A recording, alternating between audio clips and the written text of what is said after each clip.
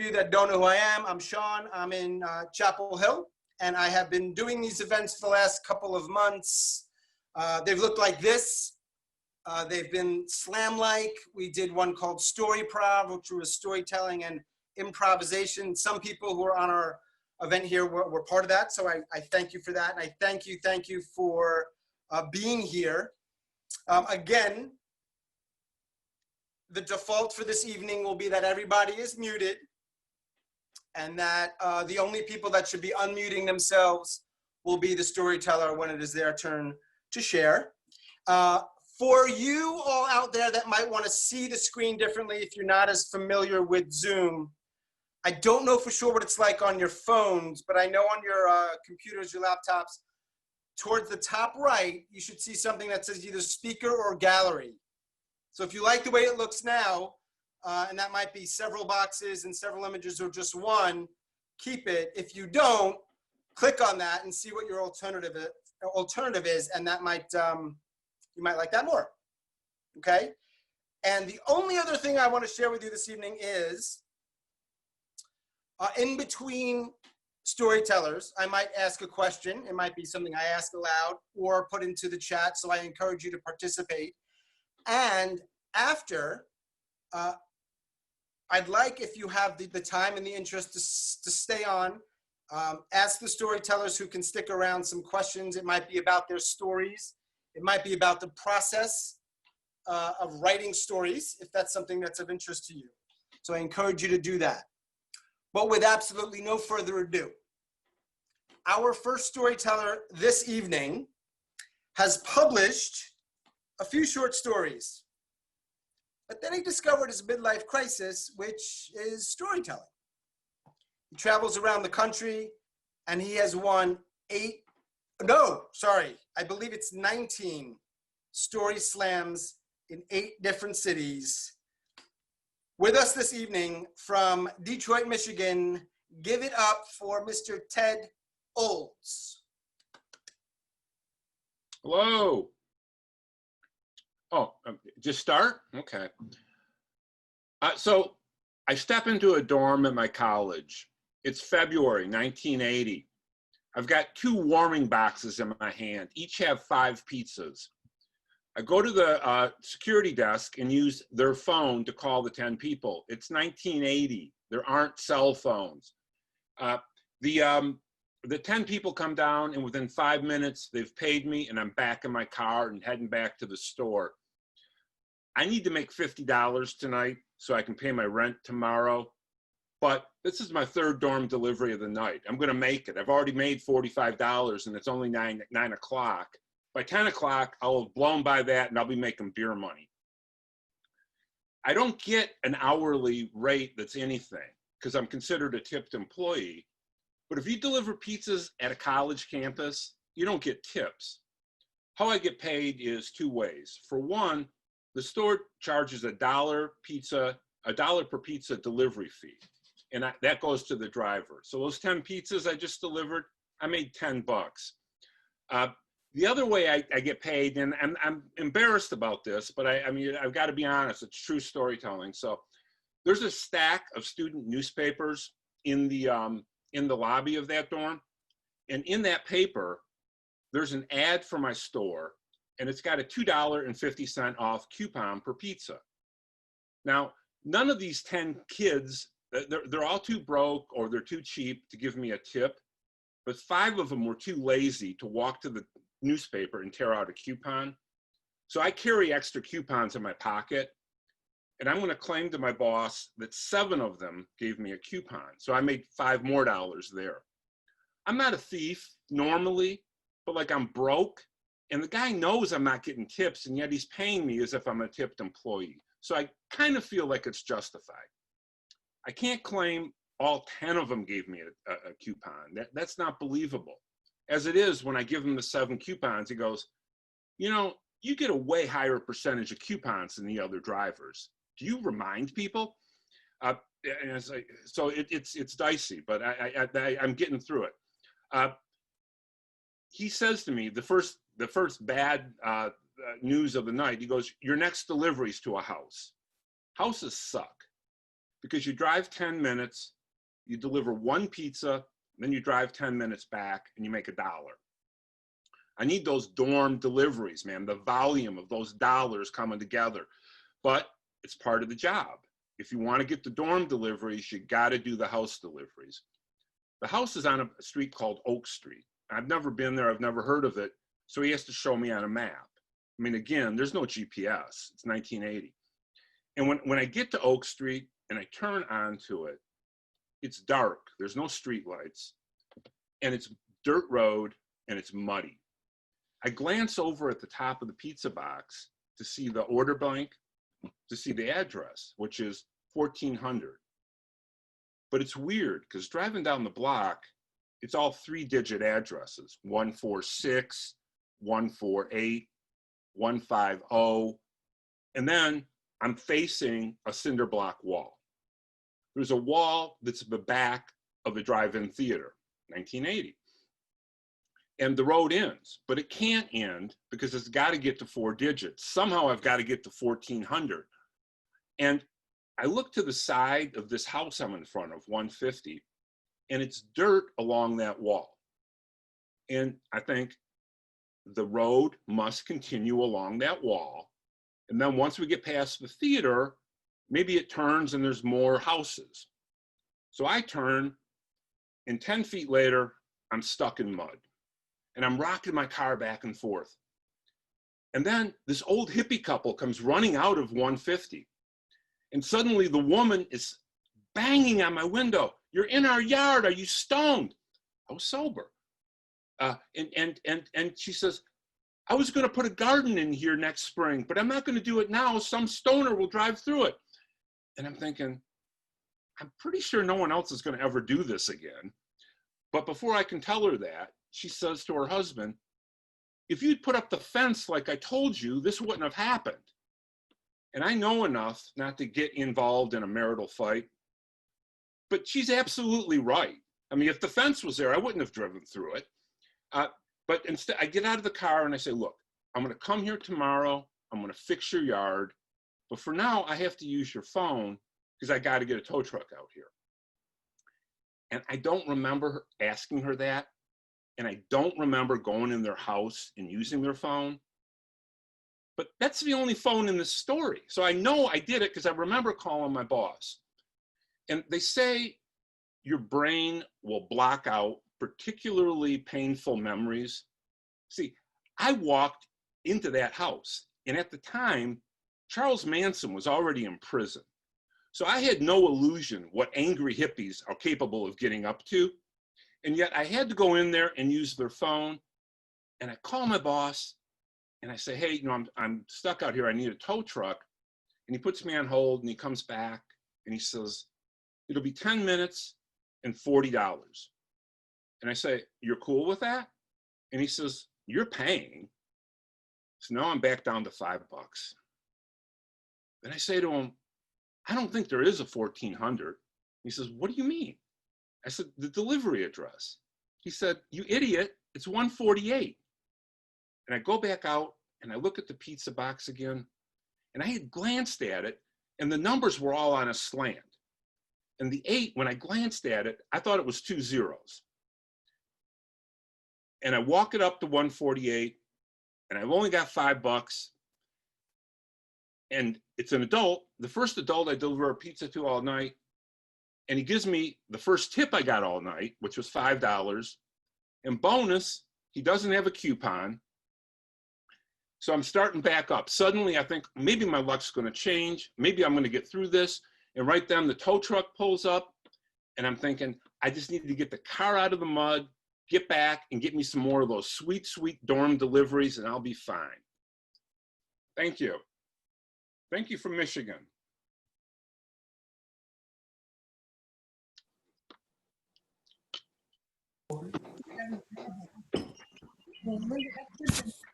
Hey, Ted, great job. I'm doing a quick unmute all to get some of that, like, that applause, but maybe this isn't ideal. Yay! All right. Ted. I don't know, guys. Is this really I mean, it's cool, but it's not the same thing. So No. I'm trying to do the best I can.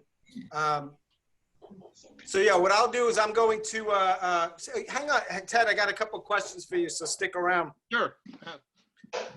So what's the, I'm just curious, why did you choose, putting you on the spot a little bit, why'd you choose that story?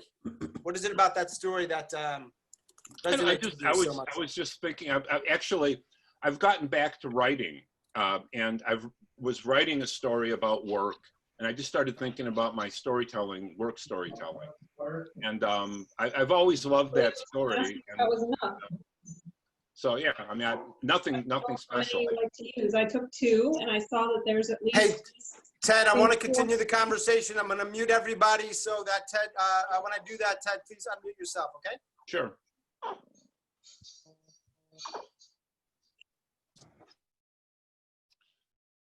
Ted, are you unmuted, sir? Yes, sir.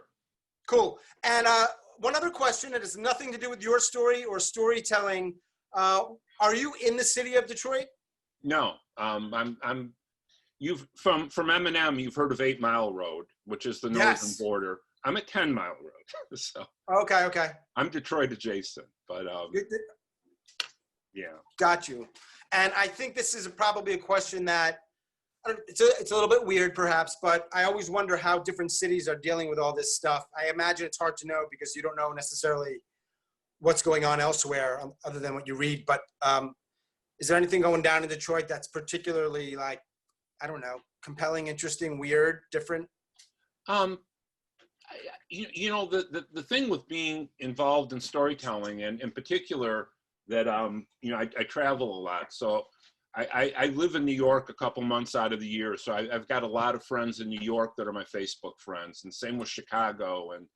And so I have a sense maybe of what things are like around other areas. We are the 3rd most deaths in the country. Detroit's airport is a hub for Delta, so there's a lot of international flights. We also had one of the last primaries before everything shut down. So we got hit pretty hard. But yeah, I don't know that there's anything dramatically different. We're certainly not as hard as living in a city like New York, although within the city of Detroit, it is much denser, and things are pretty rough there, I think. Yeah. Yeah, but I mean, just the, you know, the standard, wow, it's creepy to go into a grocery store now, and yeah, isn't this odd? Yeah. Cool. Thanks for sharing that. Yeah, great job with your story. Thanks. I hope you all liked it. Yeah. So this is to everybody who's listening and watching. We just for the record, we're at 48 people. I'm pumped about that. So thank you so much for being here and taking a little time from your evening to listen to our storytellers. So if you have a question or a comment for one of the storytellers, you could save it to the end. Some of them are going to stick with us. And what you can also do, and I'm not sure how familiar all of you are with Zoom, whether you're on your phone or laptop, you should have the ability to chat. So if you find that, you could either post a comment or a question to everyone. There should be a little tab for that. I think that's the default. Or you can send it directly to, in this case, Ted or another storyteller, or perhaps someone else who said something you want to address privately. So you get to figure that out, whatever's best for you. Cool. So our next storyteller. Storyteller number 2 is with us this evening from the great state of Massachusetts.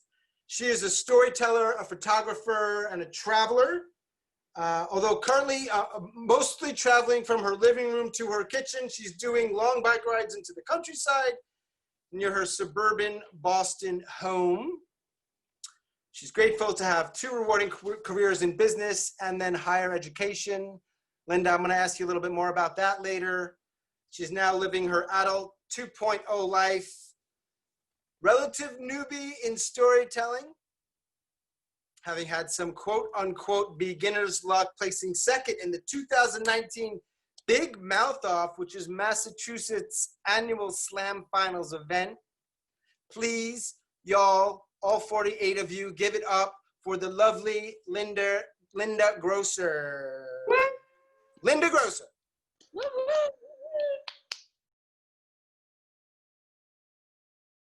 So I'm walking along, kind of gazing into the shop windows on Newbury Street. That's sort of the Shishi area in Boston. And I see this older woman just ahead of me. And then I stop, because as I continue looking at that reflection in the window, I realize that that woman is me. Oh my God, when did I get so old? I mean, I don't know. I mean, I think it was a gift at birth because I was the baby of the family, the youngest of all the siblings and the cousins. So it seemed like no matter how old I got, with everybody else being older than me, I just felt young.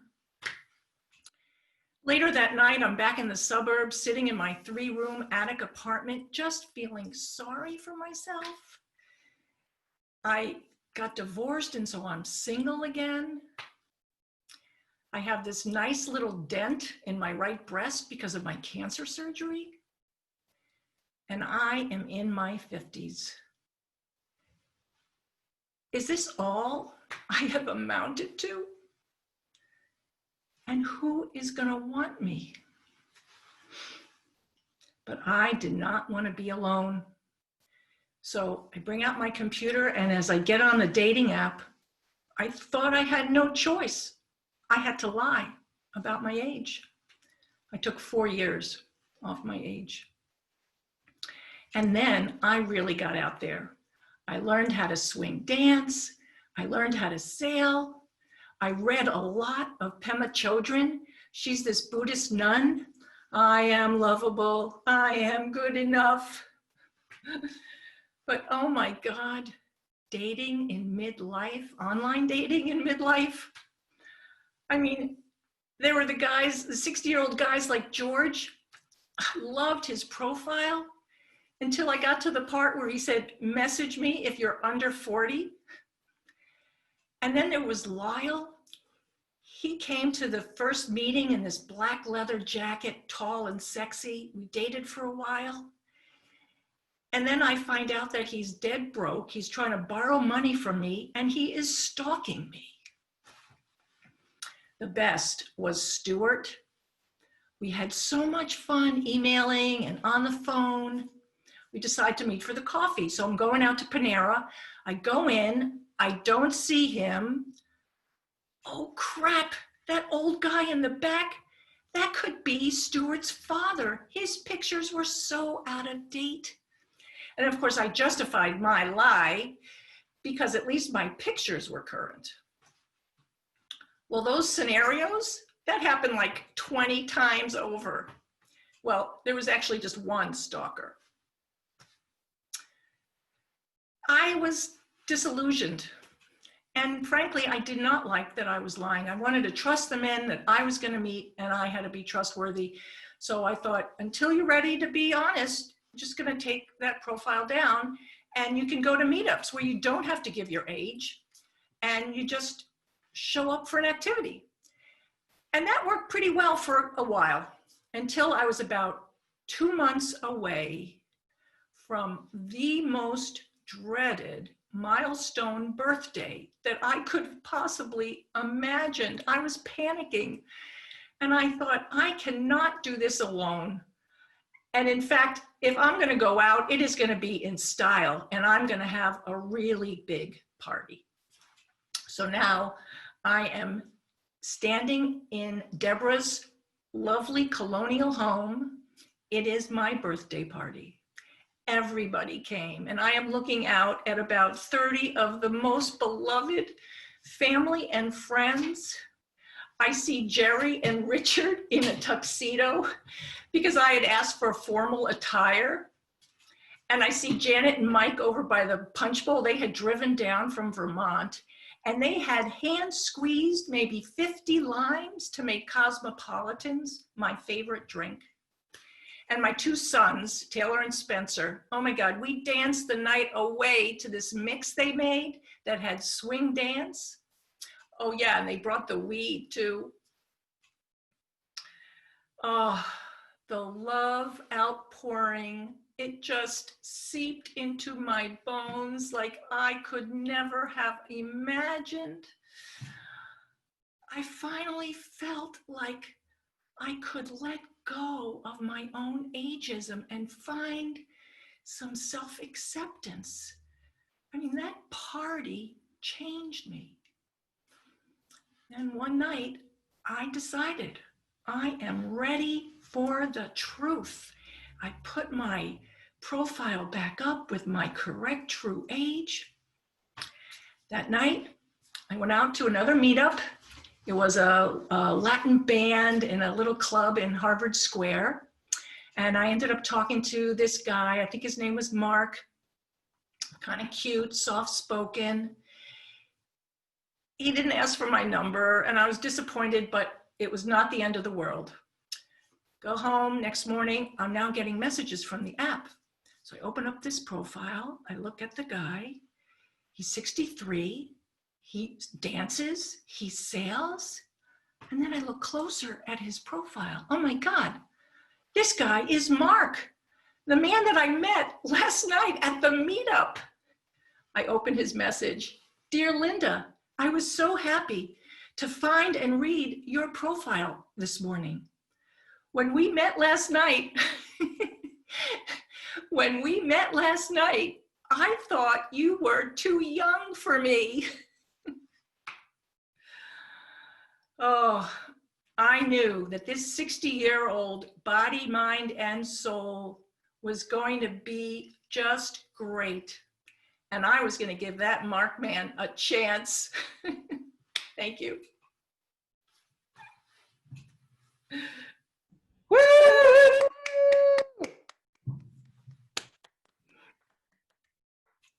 I started talking and I was unmuted. How ironic. Hey, if you want to Beautiful. unmute yourselves at any point after the storytellers are done, please do that. Do your cheering, and then that'd be perfect. So it's a little easier to do it that way than from my end. Terrific. Cool. Well done, Linda. Yeah, Well done, Linda. Love you. Hey, Linda. Thank you. I love it. Random bursts. Do the random bursts. This is great. Or put it in the chat because Linda and everyone else can see it. Great job, Linda. Thank you. You got a random fabulous. I don't mean you're random. Whoever said that, you're not random.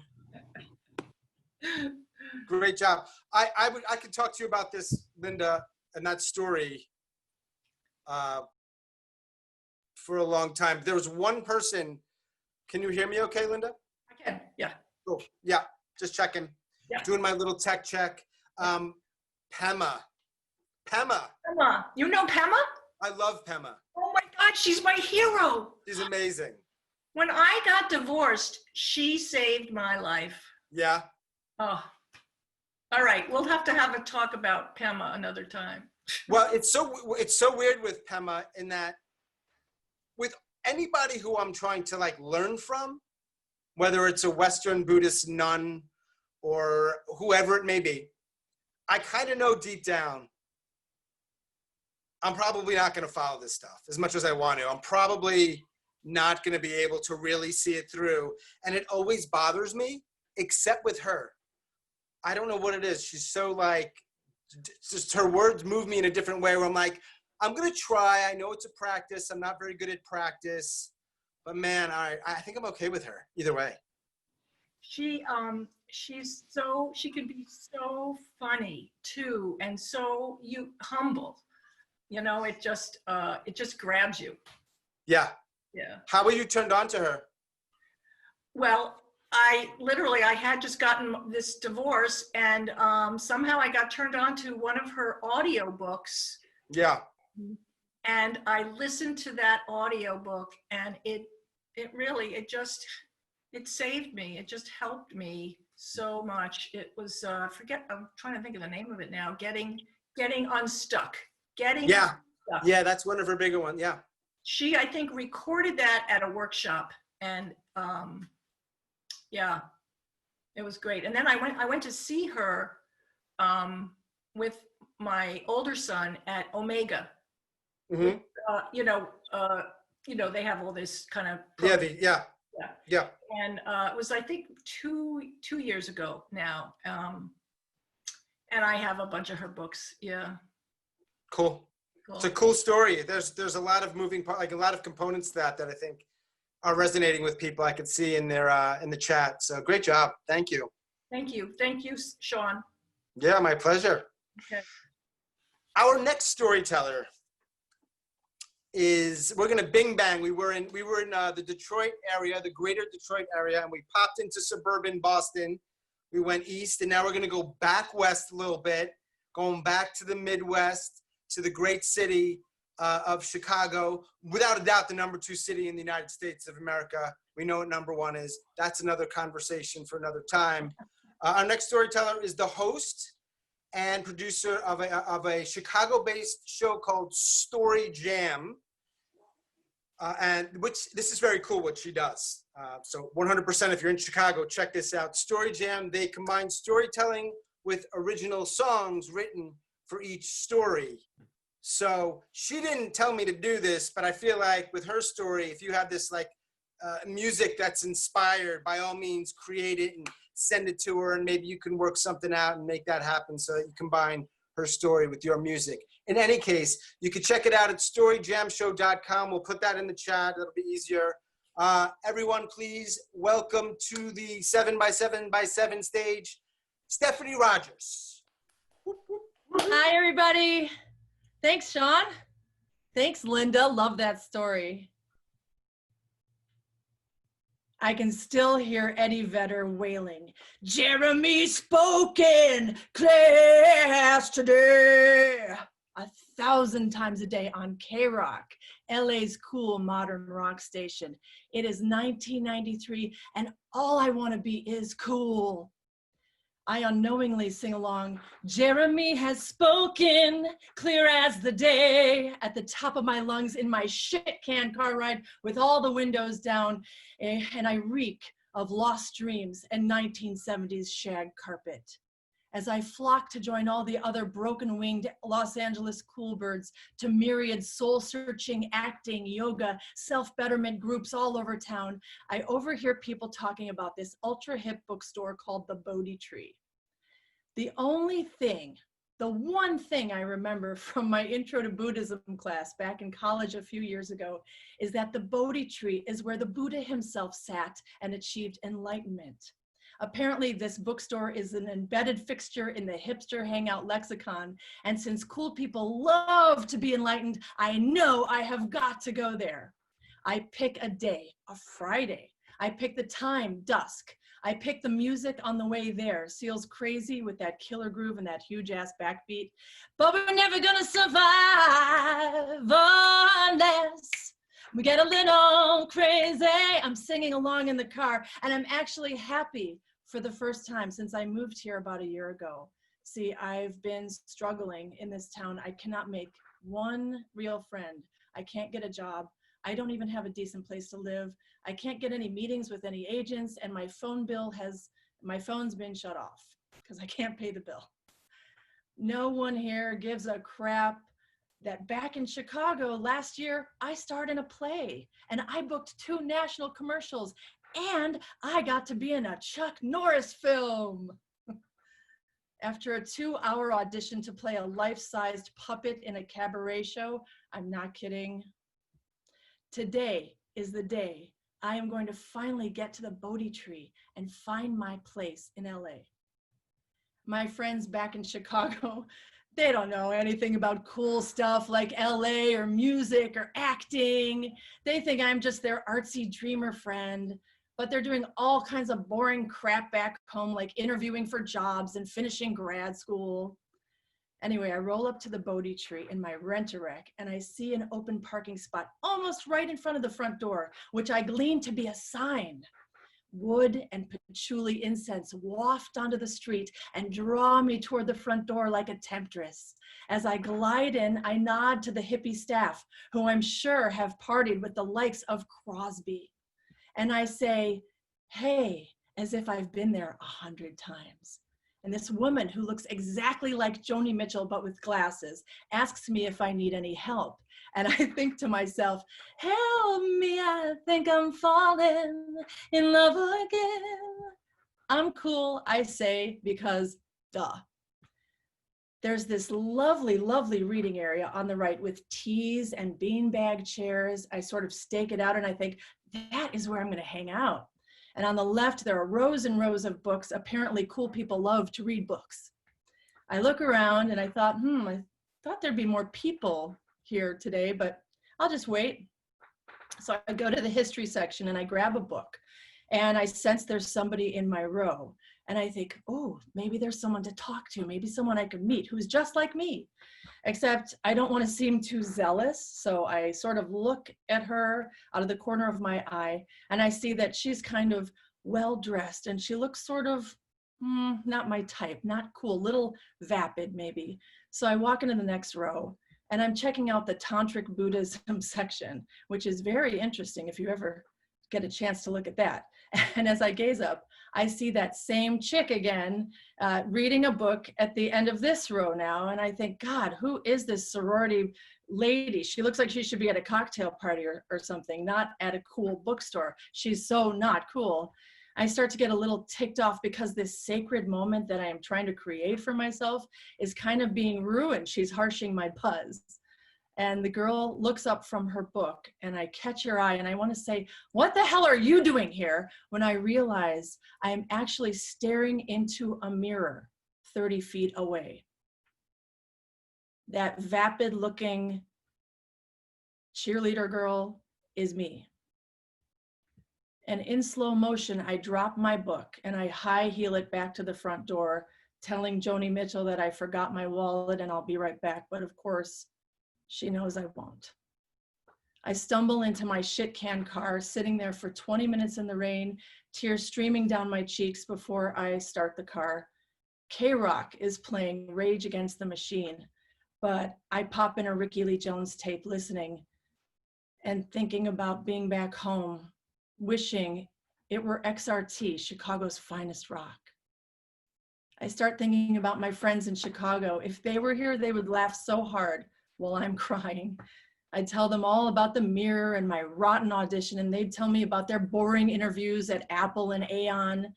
And this time I would appreciate them, and I would savor that delicious moment when you know you have real friends somewhere in the world. On the way back to my horrid studio apartment in LA, among all the other desperate wannabe cool birds, I'm searing every detail of my one and only Bodhi Tree bookstore experience into my memory. I cannot stop thinking about that girl I saw in the mirror. I want to tell her that a bookstore can't make you cool. A cool career can't make you cool. And a town so far from home can't make you cool. I want to tell her that what's even better than being cool is accepting yourself, appreciating what you have, and cultivating love and compassion in your heart. But I'm sure she will find that out eventually. I'm sure she will. Thank you. Well done. Quick unmute. Yeah, all good. Woo! Woo. Well done. Thanks. Good job. Wow. What a voice you have. Oh, really? Yeah. Did I do a good Eddie Vedder? Yeah. Not really. Not really. Right?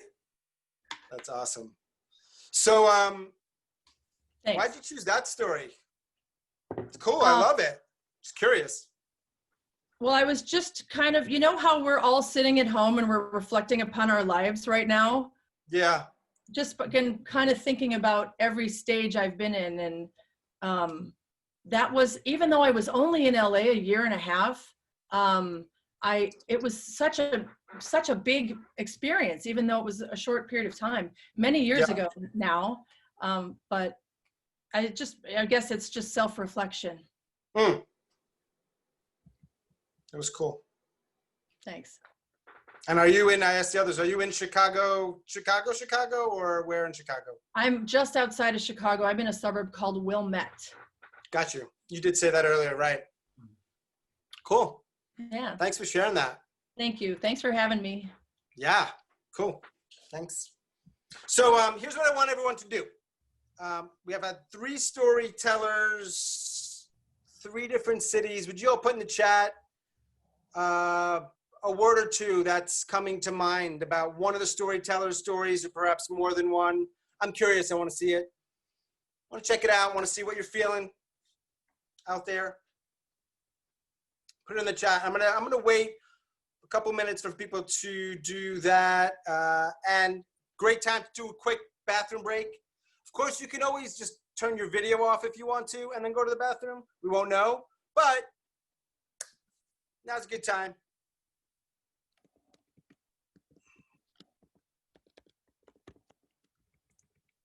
What do we got coming on here? Feeling, self-love, relating. Nice.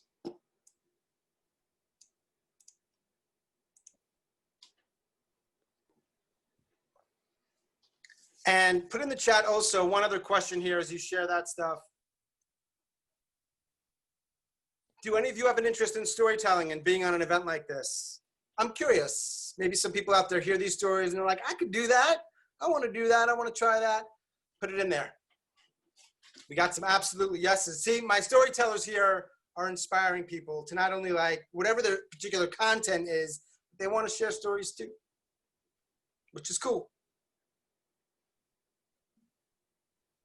And we got a bunch of people rolling. Storytelling. Jill likes being a storytelling member. Cool.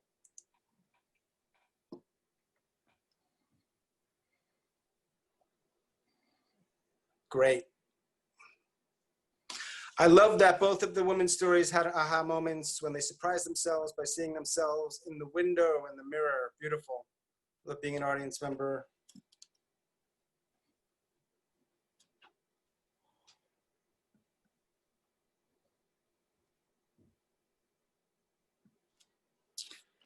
Okay, sorry for that little delay. I had a little bit of a tech issue on my end.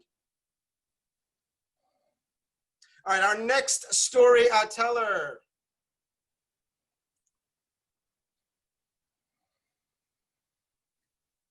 Lives in Durham, North Carolina, though she is currently in Cleveland, Ohio area with family. She is an adjunct professor at Elon and Central University, that's NC Central, which is in Durham. Faculty development consultant at Duke Fuqua School of Business, which is a pretty badass school. Given her druthers, she'd prefer to be a full-time aunt and dog mom. Please welcome Sharon Eisner. Hey, thank you, Sean. It's wonderful to hear all the stories.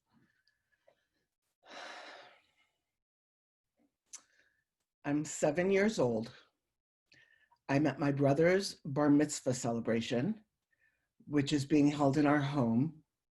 And I'm in charge of handing out the towels at the door because it is hailing outside in Santa Barbara, California. It's hailing.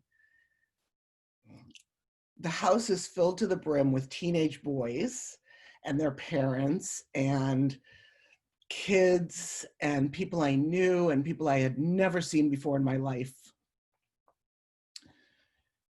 And a woman comes to the door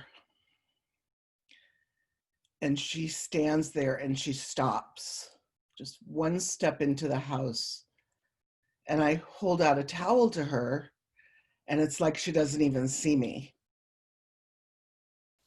And in my memory, everything stops and everything freezes and there's no noise.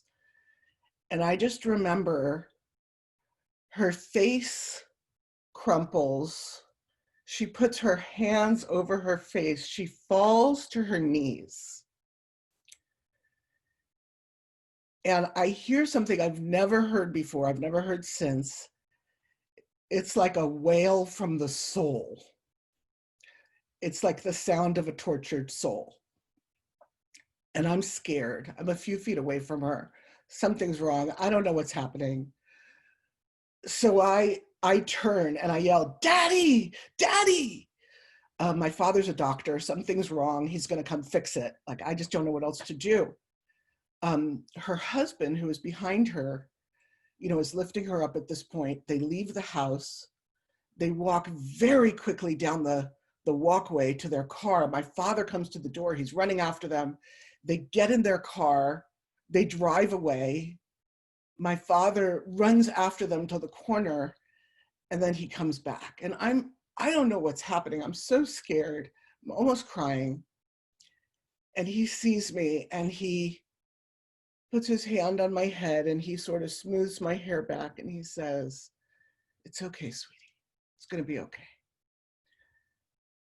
And the party's still going on, like the bar mitzvah's still happening. Only the few people who were near the door saw anything. We're the only Orthodox Jewish family in Santa Barbara. And we were going to hold this bar mitzvah in LA because that way, you know, we could have religious people coming and celebrating with us, and my brother could read the Torah in a real temple. But my parents had this rabbi who's sort of an old school, he was an old country rabbi from Poland, like the sole survivor of his family from the Holocaust. And he recommended that we have it in Santa Barbara. We have the celebration in Santa Barbara, and that we invite every Jewish person we'd ever met. So my mom said, why? Why should we invite everyone?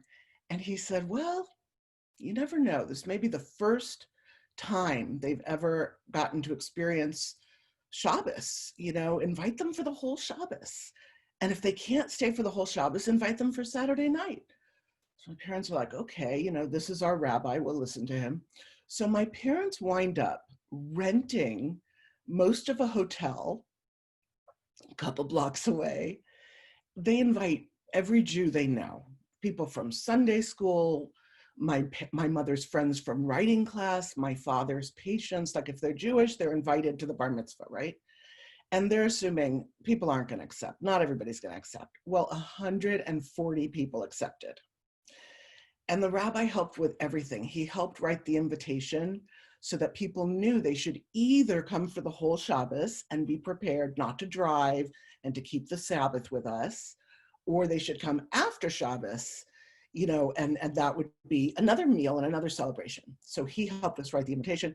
He helped my brother write a speech. He helped him with the Torah part. I was in my brother's speech. I very distinctly remember my brother said, I want to thank my sisters, my little sisters, for not getting in my hair. And I said, that's me. I was very excited. And he helped us. We had a divider between the men and the women because, you know, we were religious.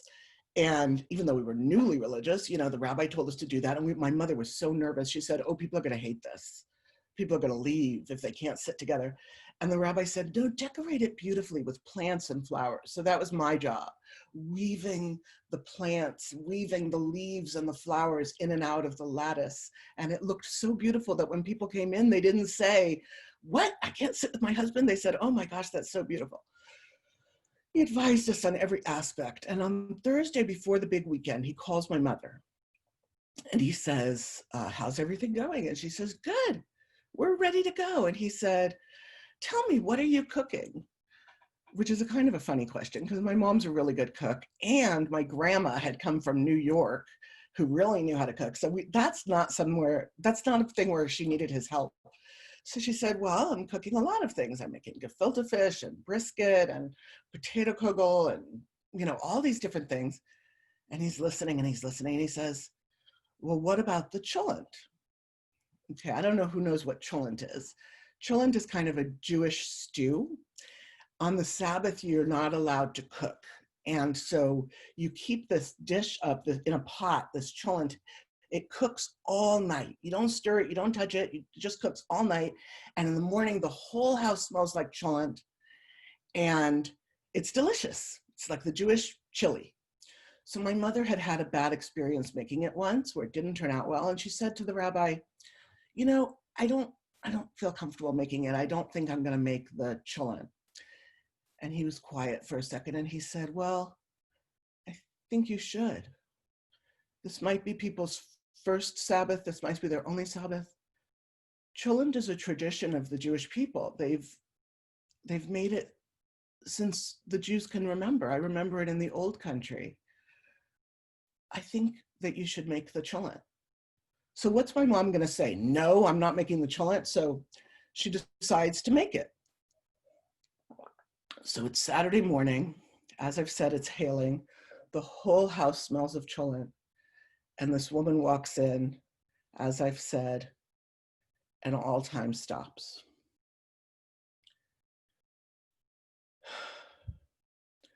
She calls us after Shabbos. Actually, her husband called us to tell us what happened. This woman had been in Auschwitz from the age of 16 to 19. She was rescued from Auschwitz by an American soldier, but she couldn't get up into the car where they were putting the sick people going to the hospital. She was too sick. She was lying on the floor. So the soldier picked her up, took her to the car, picked her up and carried her into the hospital, and became so invested in her. They fell in love. She married him. That was her husband, was the American soldier. The problem was the woman was so malnourished and traumatized. She didn't remember anything about her life before Auschwitz. She had been to therapists. She had spent years and years trying. This was 1974, you know, much after the war. She knew her parents' names because she had a number on her arm. She knew who she was and officially what town she was from, but she had no memories of her town, her childhood, her parents, until she walked in the house that Saturday morning. And mind you, she barely knew my parents. She was a patient of my father's. My father knew that she had a son my brother's age. My father randomly invited her. She said to herself, this is weird. Why are they inviting me? Why are they putting me up in a hotel? But her son said, I want to go to the hotel. I want to go to David's bar mitzvah. Okay, whatever. So they came. And she walked in the door and she smelled the cholent. And she remembered that it was on a Sabbath morning when the Nazis came to her home in Poland and they killed her father in front of her. That was the last time she saw her mother. They took her and her little sisters to Auschwitz. One of her little sisters was 7. I remember that because I was 7. When I heard this story, I couldn't imagine. And from there, she was so traumatized and malnourished that she blocked out her history. It's the way it happens sometimes.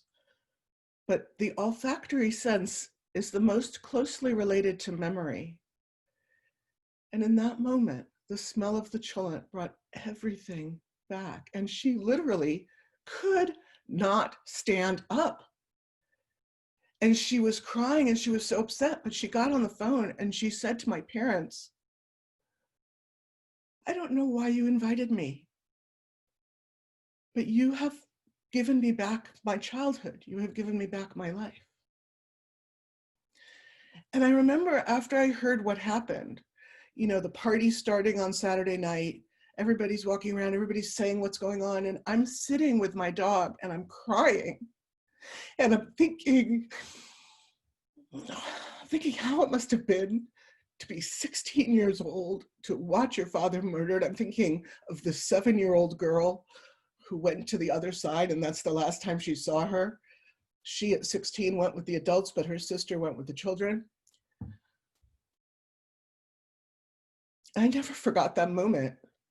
And I think what stayed with me is that when I look at anybody, some lady, some man, some boy, I always think to myself, I do not know who this person is. I do not know what this person has been through. And I'm very grateful to have been present when that happened.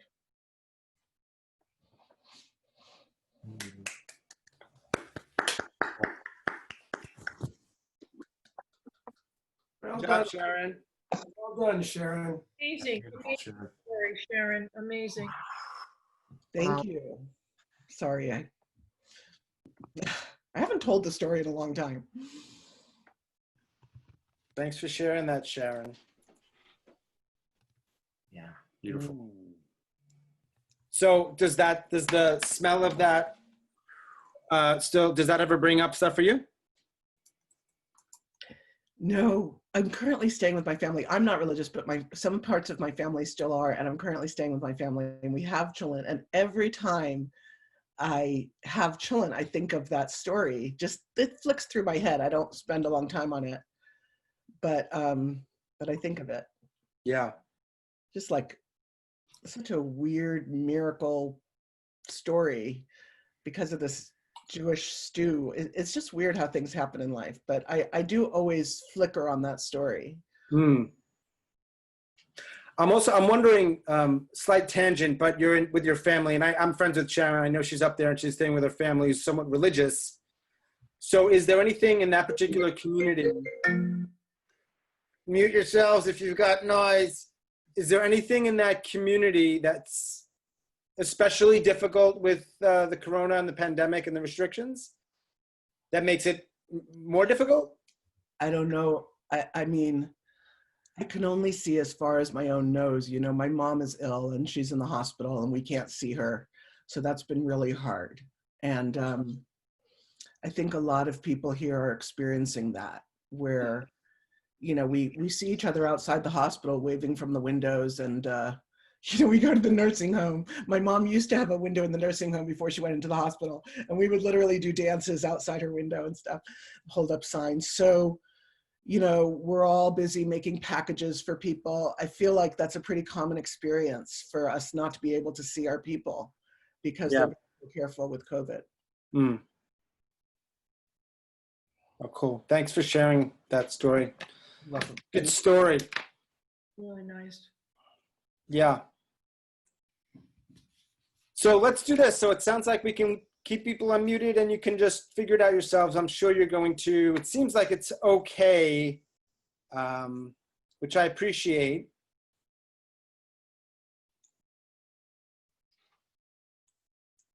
Let me introduce our next storyteller. Just to go back a little bit here, we have been in Massachusetts, Michigan, Massachusetts, Illinois, North Carolina / Ohio, and now we are making our way to Virginia. Our next storyteller began performing stories in front of audiences in 2007, and she has been in a fair number of events since that time, including a show that she is a producer of and has been running for several years called Better Said Than Done. And they have a show, an event, an online event this Friday. So I will let her tell you more about that when she's done, and we can put the link to that,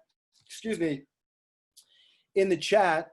I also want to add that her one-woman show is called Tech Babies. It was about infertility and prenatal complications.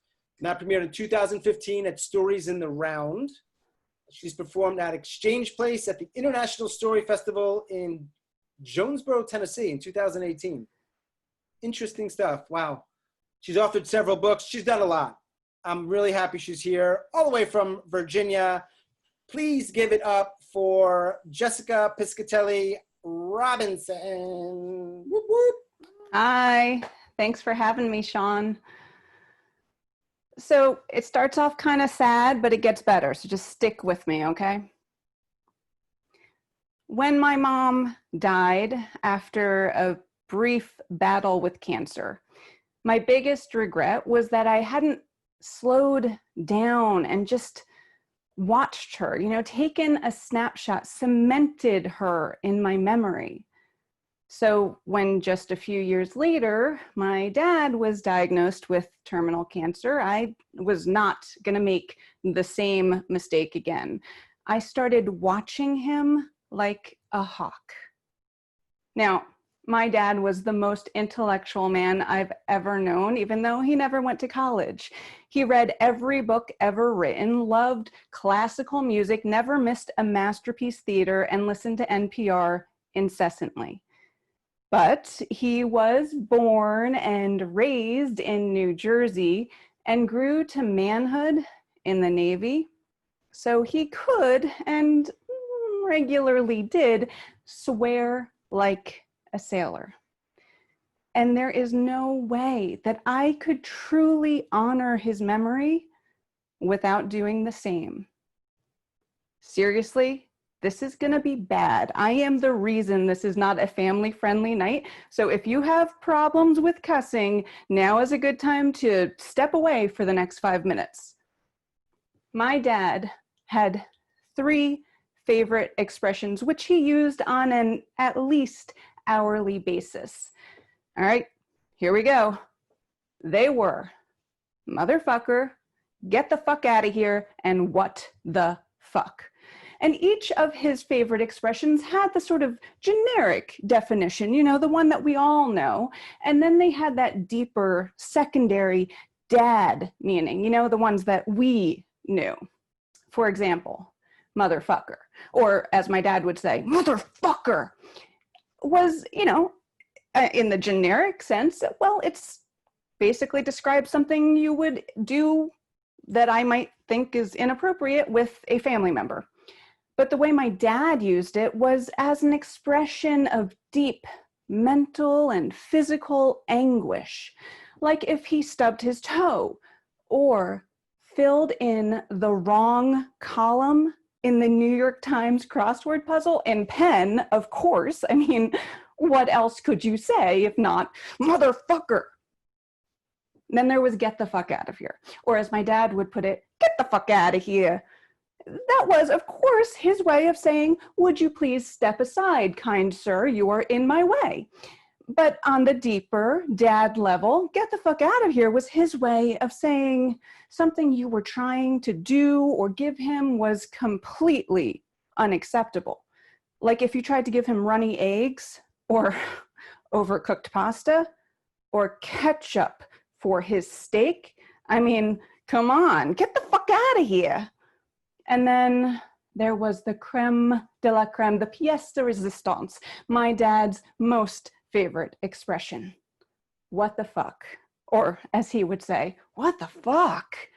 And of course, what the fuck is an existential question. It's like, what the fuck is with all this traffic, right? But then the way my dad would employ it was, well, let's just say it was a little bit judgmental, almost like when he said what the fuck to you, he was kind of questioning your intelligence. Like the time I was staying at his house and I tried to get him to watch the Jim Gaffigan special on Comedy Central. We're sitting there on the couch and he keeps looking over at me and he goes, this guy's talking about Hot Pockets? You think this is funny? What the fuck? Now, as you can tell, my dad had a certain eloquence of speech, a charisma of language, if you will. And so it was all the more tragic when towards the end of his life, he was reduced to sort of monosyllabic expressions, the yeah or no. On the final couple days of his life, my brother and sister and my uncle and I were sort of gathered around his bed on death watch, just kind of hoping that he would give us a little bit more of him, you know, give us a final eloquent meaning of life kind of statement. And I remember the day before he passed away, he started mumbling and we all leaned in close hoping to get that final statement from him, but it was just incoherent. And then on the last morning, he woke up and he was laying in bed and we were all sort of in the room and he just grunted out, pee. And if you can't figure it out, it meant he had to go pee. Now he wasn't going to make it to the bathroom. So my brother and uncle, they propped him up on the edge of the bed and my sister and I took a couple steps back, you know, give the guy some privacy. But my dad just sat there. He didn't lift his head. He didn't open his eyes and he didn't pee. So my brother said, Dad, you got to pee? No response. My uncle said, Dave, you got to take a whiz? Nothing. Now my sister, she had little kids at the time and she was always trying to be a mom, you know? So trying to be helpful, she leaned in and she said, Dad, you got to make pee-pee? In that moment, my dad rallied. He lifted his head, opened his eyes, looked directly at my sister and said, what the fuck? And then he peed. Now, he died later that day without uttering another word. And I, for one, am grateful that I will forever have the perfect snapshot of my dad. And for my dad's sake, I'm pretty sure that he could not be prouder of himself for leaving us with, what the fuck?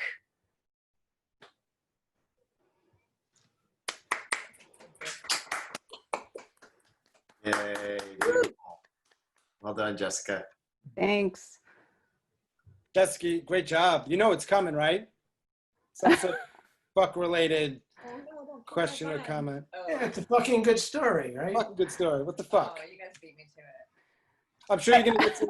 You know what? I don't want to. You're gonna potentially get a few fuck-related comments. Just a few. Yeah. No, of course. And they're coming in, and you can see them, and other people can see them, which is great. Wow. I have to say, Sean, I've told that story before in Better Said Than Done, and I still have people, I told it like 3 years ago, who just come up to me randomly and go, what the fuck? Of course. Yeah. The moment you connect yourself to any fuck-related expression, that's permanent. Yeah. I think most of us we look for ways in which we can use that more often. Many of us, not all. Go for it. Of course. So yeah, and thank you for, you did warn people, which I appreciate. You worked that into it, so I appreciate that as well. Yeah. By the way, I saw Jessica put the link to her organization, the event that's this Friday, in the chat. So that is we have 3 people here this evening who was Stephanie in Chicago's got an event coming up. She put the link in there. We have Jessica put a link in there. And Robin, who will be sharing somewhat soon, has an event. So pretty cool stuff. By the way, I first saw Jessica, I think it was recently at Stories from the Stage. Is it from the stage or of the stage? Stories from the Stage. Yeah, they shoot it in not Chicago, in Boston. So right? Yeah. And it just aired like 2 weeks ago. It's a TV show. And I saw three storytellers. You were one, and another one was Bart, who was on our first 7x7 and shared a story. So it's like kind of interesting how we're attracting some of you awesome storytellers. And I loved your story. So she's got a story that she shares there. You should if you look on Facebook, Stories from the Stage. From the Stage. Mm-hmm. It'll come up, and it's a nice story about, I don't want to give it away, but it involves a younger man. Let's leave it at that, okay? Yeah, dating in my 30s after a divorce. I feel you, Linda. We're not going to say what happened since then, because that'll give it away. But it was fun. Thanks again for sharing what you shared. Thank you. Cool. So one quick question for those of you who want to share in the chat. What is one thing that happened to you this week that was either alarming, weird, surprising, unusual, concerning? Just that covers it. So I mean, most of you could probably comment on one of those words. Please put in the chat something happened to you this week that was one of those things: unusual, weird, etc. That's like higher stakes than my question. Just one of those things. Something that happened. I was saying something you saw. Something that happened that was unusual.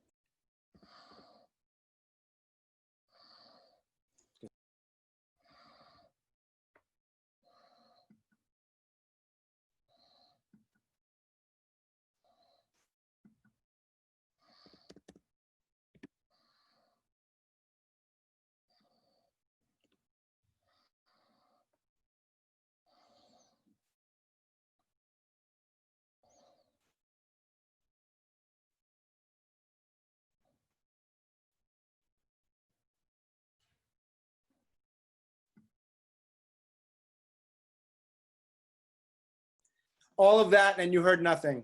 But you saw my lips moving. I thought you were intentionally muted. I saw. So like 30 people were all probably thinking, this moron, what the fuck are you doing? All right, I had to do that for Justin. That's exactly what I thought. Yeah. All right, let me introduce our 6th of 7. Now here's what we're doing now. We're bouncing all over the map, and we're now going to the Colorado Rockies to Denver, Colorado. I've been there once. It is a lovely, lovely, lovely city. So actually, you know what? Before I do that,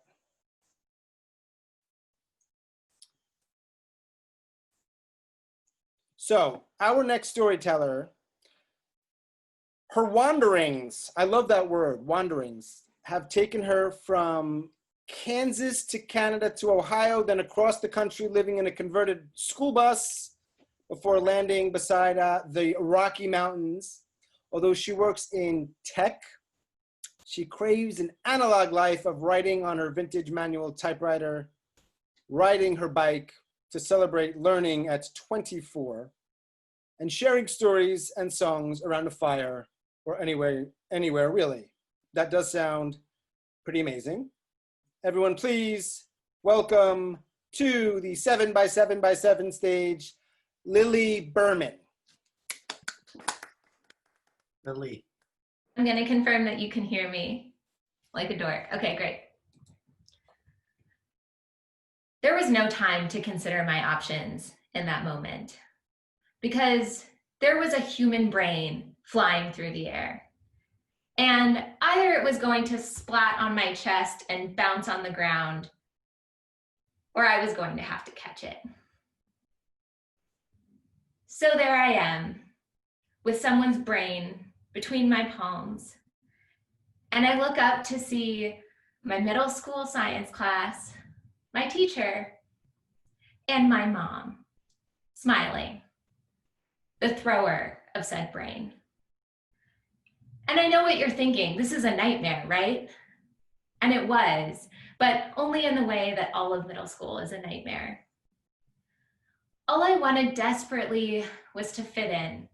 I wanted to be completely unidentifiable from everyone around me in the way that I dressed, in what I said, in the way that I acted, but also somehow uniquely desirable for friendship. And unfortunately, I was neither of those things. And the other things that I desperately wanted was a stay-at-home mom, or what I called a home mom. There she was, on all of these after-school TV ads, greeting her kids bounding off the bus with this amazing buffet of after-school snacks. And there she was, at all of the during the day in elementary school, come to school and have tea with your kids, or whatever activities that they had for parents. My mom didn't come to any of that stuff. My mom was a neuroscientist. She was busy. She had to maintain a lab and write grants and train PhD candidates and teach future doctors about neuroanatomy. But I didn't see any of that stuff. All I noticed was her absence. And I didn't really see her, I think, in the way that a lot of kids don't really see their parents. I didn't know that when she graduated high school in the 1960s, she dreamed of marrying an ambassador or a diplomat. Like the only way she was going to have an interesting life was to marry an interesting man. And of course she felt that way. She grew up the daughter of a prominent psychiatrist and his socialite wife, who was president of her women's club and entertained her husband's colleagues and their wives in their living room.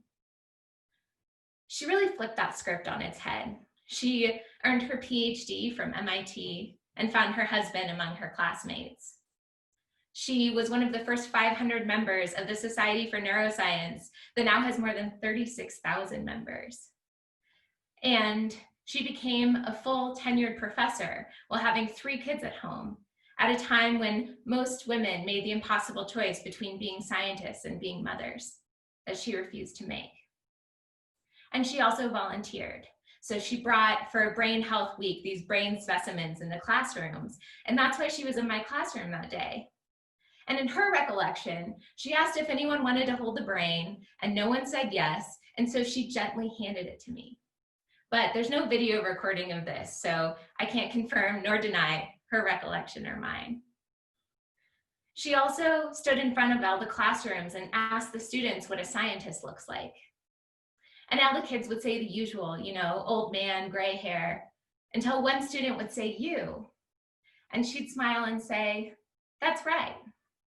I'm what a scientist looks like. So I'm standing there holding this brain, and I'm feeling, well, number one, I'm feeling the brain. If you've never held a preserved human brain, it's kind of like, well, the smell is pretty awful, but you can imagine the preservation chemicals, and they also chemically harden it. So it's kind of like this heavy, firm rubber. And I'm holding it, and I'm thinking two things at the same time. One is, I am just impossibly weird. Like, I was weird before, but there's absolutely no blending in and no fitting in after having your mom throw a brain at you and your mom bring a brain to your classroom, and my dream of being popular and fitting in is completely over. But I also felt something else, quiet at first. Like, this is pretty awe-inspiring to hold someone's brain. And it's pretty magical that my mom made this experience for me. Maybe my mom is pretty magical too. Fast forward, I'm sitting at my high school graduation in the dark, looking up at whatever speech was going on, and I feel this tap on my shoulder. And I turn to look, and it's this girl sitting next to me. You know this girl. She was effortlessly cool for our entire childhoods, and she probably had a home mom too. And I look over wondering what she wants, and I see her eyes are wide, and she has this reverent tone, like, as she asks, "Your mom was the brain lady, wasn't she?" And I thought back to all of the years that had passed between those two moments. How I found my tribe in the high school debate team. How I had earned those two cords around my neck, one for National Honor Society and one for French National Honor Society. And how I was about to move away from Kansas City to attend my first choice university in Montreal and really go on a quest to figure out where I belong in every sense of the word. I thought about everything that my mother's generation had accomplished so that young women could grow up and sure, be mothers, but maybe not be mothers and be any number of other things that they want to be.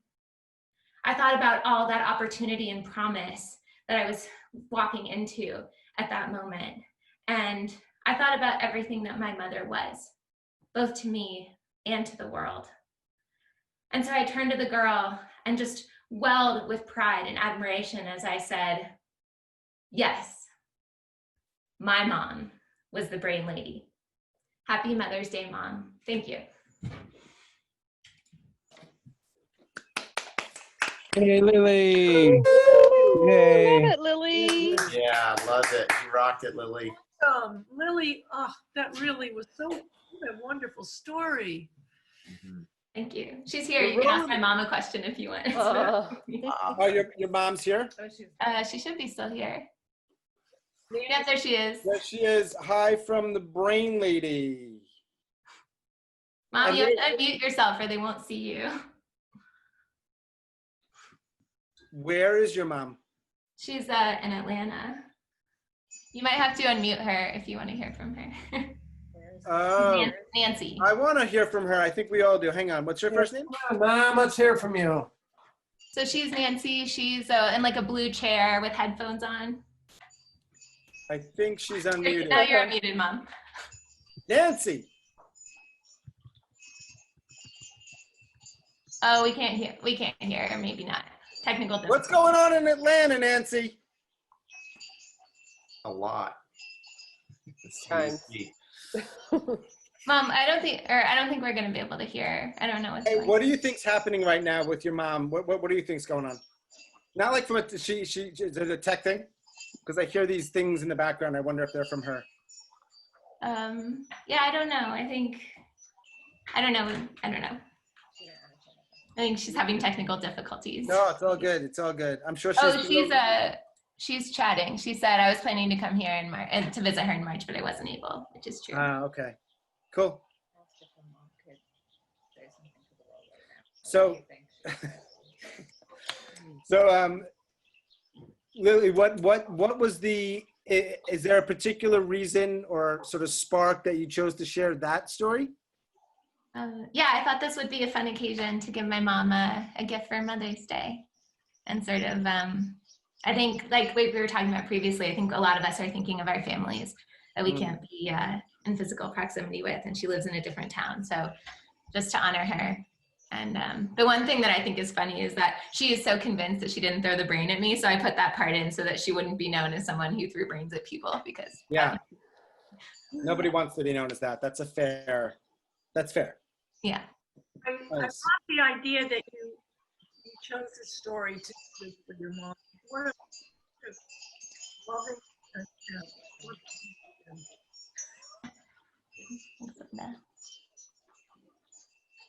Any other comments for Lily and her story? Now, somebody, I'm going to have to do this before our final storyteller. If you can figure out who you are, you've got a, what are those things called? Chimes? Wind chimes going on. So I'm going to mute everybody and ask our final storyteller to unmute herself when the time is right. So here we go.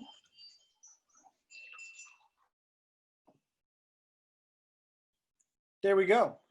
Let us rock and roll to our seventh storyteller. So we are going from Denver to the great city of New York, my hometown, so I am biased.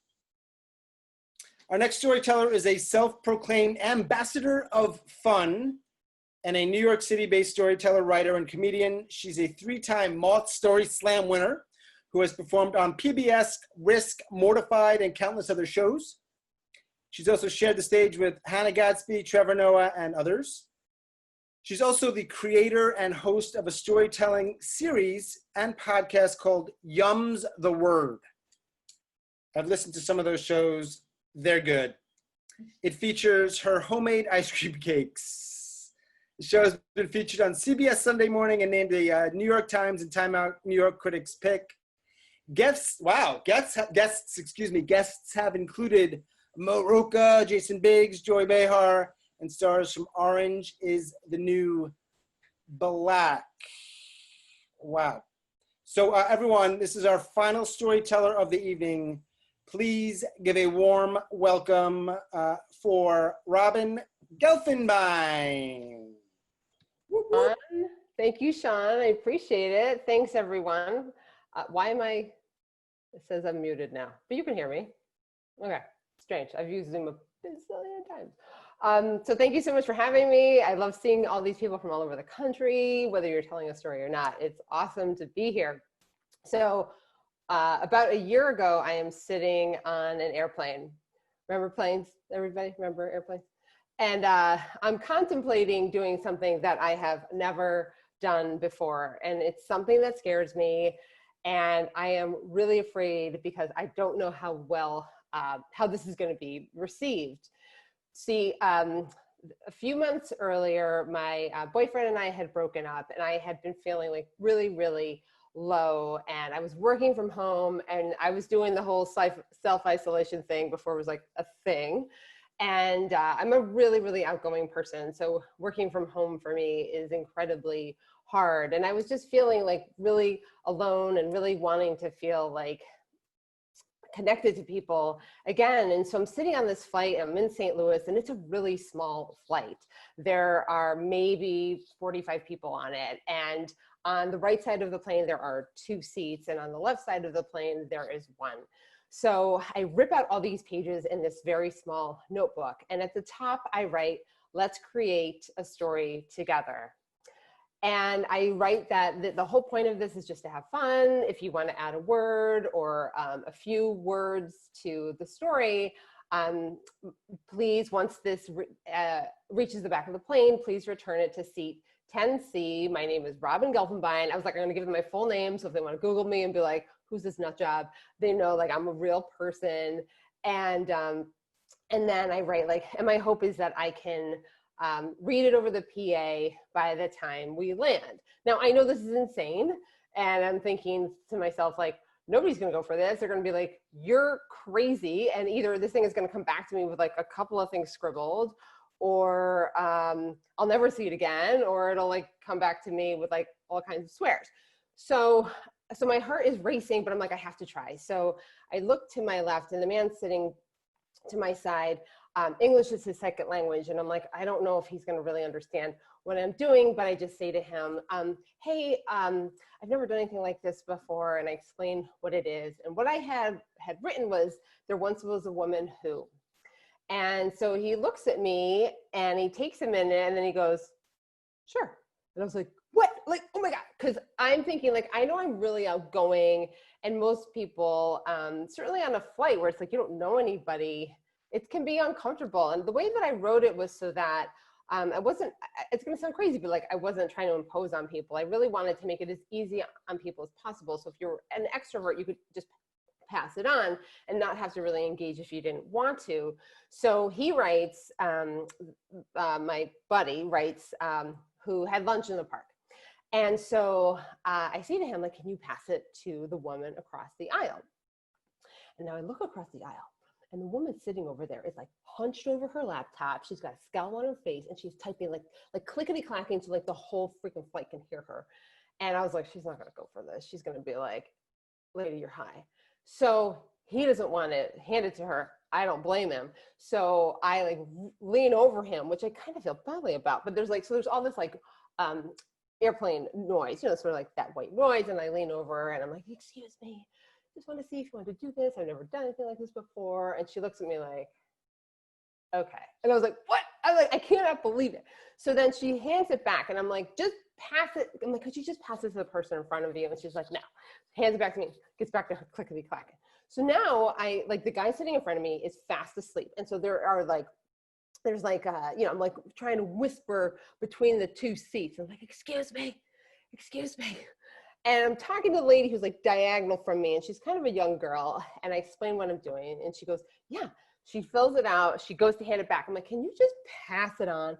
And so she does. And at this point, I am so excited because now this thing is out of my hands and I don't know what's going to happen. I am so excited because truly, like, the last thing that I wanted to do was babysit this tiny notebook to go like row to row to be like, hi, my name's Robin. I want to see if you want to be part of this. And like, while you fill it out, can I take your trash? Like, I just didn't want to have to do that. I also didn't really want to call attention to myself to alert the flight attendant to be like, what are you doing? Why are you doing my job? So, so about 45 minutes later, the notebook comes back to me and it's over at like Bitchy McBitch.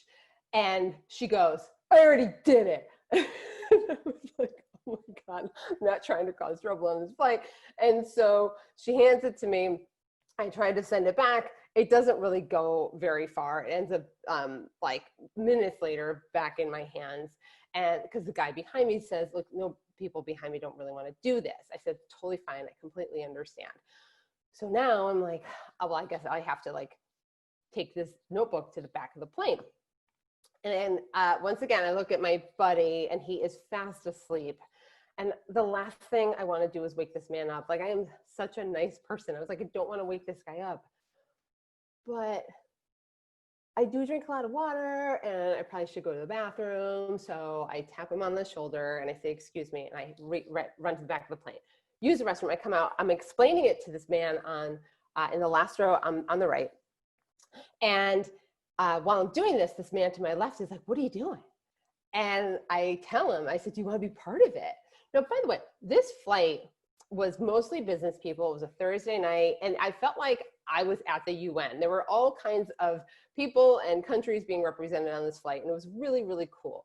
So I sit back down and another 45 minutes passes and the notebook ends up back in my hands. And I am like, oh my God, people actually filled this out. They actually created a story. Now I would say maybe like 14 out of the 40 or so people did this. So now though, I'm like, oh my gosh, now I have to go ask the flight attendant if I can read this. And I'm not terribly convinced he's gonna let me do it. So I run up to the front of the plane and I introduce myself to the flight attendant. His name is Valentino. I tell him what I'm doing. I'm like, if you wanna be part of it, you can totally write in the story. And I was hoping that, that I could read this story over the PA. Now I'm expecting him to be like, go fuck yourself. Like, what is wrong with you, lady? It's against federal regulations. Like, we can't let like rando civilians be reading their random stuff on this flight. And he says to me, well, how long is it going to take? And I go, I don't know, like a minute and a half, maybe 2 minutes. And he goes, okay. And I was like, shut up. I cannot get over it. So I say to him, like, can I just get my phone so I can record just the audio? And he goes, okay. So I turn around, and just as soon as I turn around, I hear, ladies and gentlemen, there is a woman who would like to read a story you all wrote together. And I was like, oh my God. And so I get my phone is off, and I'm like, turn it on, turn it on, turn it on. I go racing to the front of the plane, and he hands me the PA. It's like this, like sort of like phone cradle that's sort of from the 1960s. And he holds my phone. I've got my notebook in one hand and like the phone cradle in the other. And I say, hi, everybody. My name is Robin. I'm the woman from seat 10C. Thank you for participating in this. And all these phones go up in front of me. And I was like, oh my gosh, I didn't even think that that would be a thing, but of course that would be a thing. So I start reading it, and a lot of it, by the way, doesn't make a ton of sense, but for the most part, it made sense. I think some passengers were confused. So I'm standing there, and I start reading it, and then there's feedback on this fakakta thing, and I'm hearing wee, wee, wee, wee, and I was like, shoot. And so Valentino says, well, why don't you just sit down in my seat? And I don't really want to, but I also don't want to deal with feedback. So I sit down, and then I'm like, no, I got to see the people. Like, we created this together. So I stand back up, and I'm going to stand, actually. And so I'm standing there, and I'm holding this thing, and I'm holding the notebook. And then we're hitting turbulence. And I am bouncing around. I'm trying to, like, describe, like, read this story to everybody. And I'm so thankful that I ride the New York City subways quite often without touching the poles. And I'm always trying to work my core and my quads. So I finished the story. And as no applause, by the way, nothing. I was like, whatever. So I walked back to my seat. And as I'm walking back, this woman stops me, and she says, Robin, I wrote the part about the Martian. I said, oh, I love that part. And then another guy stops me, and he says, I was the one who wrote about the meatball sub. I said, oh, I love how the meatball sub came back at the end of the story. That was so cool. And then this young guy stops me, and he says, Robin, I have to tell you, I had the hardest week at work, and I was really dreading this flight, but you just completely restored my faith in humanity. And I almost like burst into tears just talking to him. And I went back to my seat, and I sat down, and the man to my left said, I took pictures, would you like them? I said, oh my gosh, yes. So he emailed me the photos, and then this man who was like a row behind me and a couple seats back says, I shot video, would you like the video? And I said, oh, yes. I said, were you part of the story? And he goes, no, but this is how I contribute. And I said, thank you, that means everything. I'm so glad that you were here for this. And as we're making our way down for our descent, oh, by the way, the pilots in the cockpit, like, they waited for me to finish, because as soon as I was done, they were like, ladies and gentlemen, we're about to land. And I was like, oh my God. So, so as we're making our descent, I am like so overwhelmed. I am so completely struck by how all these people who, who were part of it, like how they felt so seen and they felt so heard. And I obviously like felt very seen and heard, and it completely restored my faith in humanity too. Thanks. Woo-hoo. You hear that applause? Hey, hey. Thanks. Thank you. Robin, I'm almost certain, great job. I'm almost certain everybody here was clear on every single word and what you meant. But there's one word that you said that I think I know which one you're going to say, but go ahead. No. Just to make it clear, because I want to hear your definition of fakakta. Fakakta. I knew that was. You knew that was coming. Yeah, sure. I don't always say that, but Perfect. It's my birthright. Fakakta means like it's messed up. It's also, you could use it as a synonym for like fucking, like, this is fakakta, like this is messed up, this is fucked up, this is a fakakta, like a. What the fuck? Basically. Yeah, I don't, Basically. and I can't see Sharon right now. Yep, I can. She's smiling because Yeah, I knew she knew very much, what yeah. it meant. She would have a fair amount to talk about. So that's But truly like almost a year to the day I did that. And wow. I like to call that story Connecting Flights. You also, it's a great story, and you also make a great, among many things, you do that. Can you do that again? Like the sound? Ladies and gentlemen, there will be. So is that practice, or is this just a skill that you're able to hone? Years of like Yiddish and a lot of guttural sounds that are just coming very naturally to me, like chutzpah. And okay. I'm actually using a different part of my mouth. I'm using more of the roof of my mouth. Right. Okay. If we want to get technical, people. Right. No. It's important. Your expression is just so amazing. Oh, thank you. My dad says that to me all the time. Thank you. Tone of your voice and your facial expressions and thank you. What you put your body into it. It's really beautiful. Thank you so much. That means a lot to me. I appreciate it. It's a very fun story to share, and not one I've actually told very often. Did you post a little bit of it on Twitter though, right? I did, yeah. So I'll have to look for that link. Somebody asked specifically if they could hear the story that was written. So if you do have a link and you're comfortable, I'm putting you on the spot. Oh, sure. Yeah. Let me if you give me 2 seconds, I'll pull it up. And then, cause I know, okay. Yeah, so there's like, I have a clip of the video, the whole story from the notebook is in there. It also inspired on Mother's Day last year, I was on a train back from my parents in Connecticut in the Hartford area. Hold on, I found it. Okay, and just so you know, like there are, you'll see this because it's part of the message, there are, it's like a whole Twitter thread, so you can like read sort of like how the whole story unfolded. Cool, but what I was saying was, so on Mother's Day last year, I circulated it in another notebook on a local commuter train, knowing like I'm not gonna be able to read this on the train, especially a train going into Grand Central, and asking people, tell me what you love or loved about your mom. And then I did the same thing on Father's Day. And so I started doing like a collection of all these stories. And it really was like me coming from a place where I'm such an outgoing person, and like having like feeling really like alone so often. I just felt like I wanted to reach out to people. And so I started this collection. I called them Moving Stories. I like it. Thank you. I love me some puns. Puns are good. Yeah, but if, yeah. Where do you live in New York? I live on the Upper West Side. So how is that?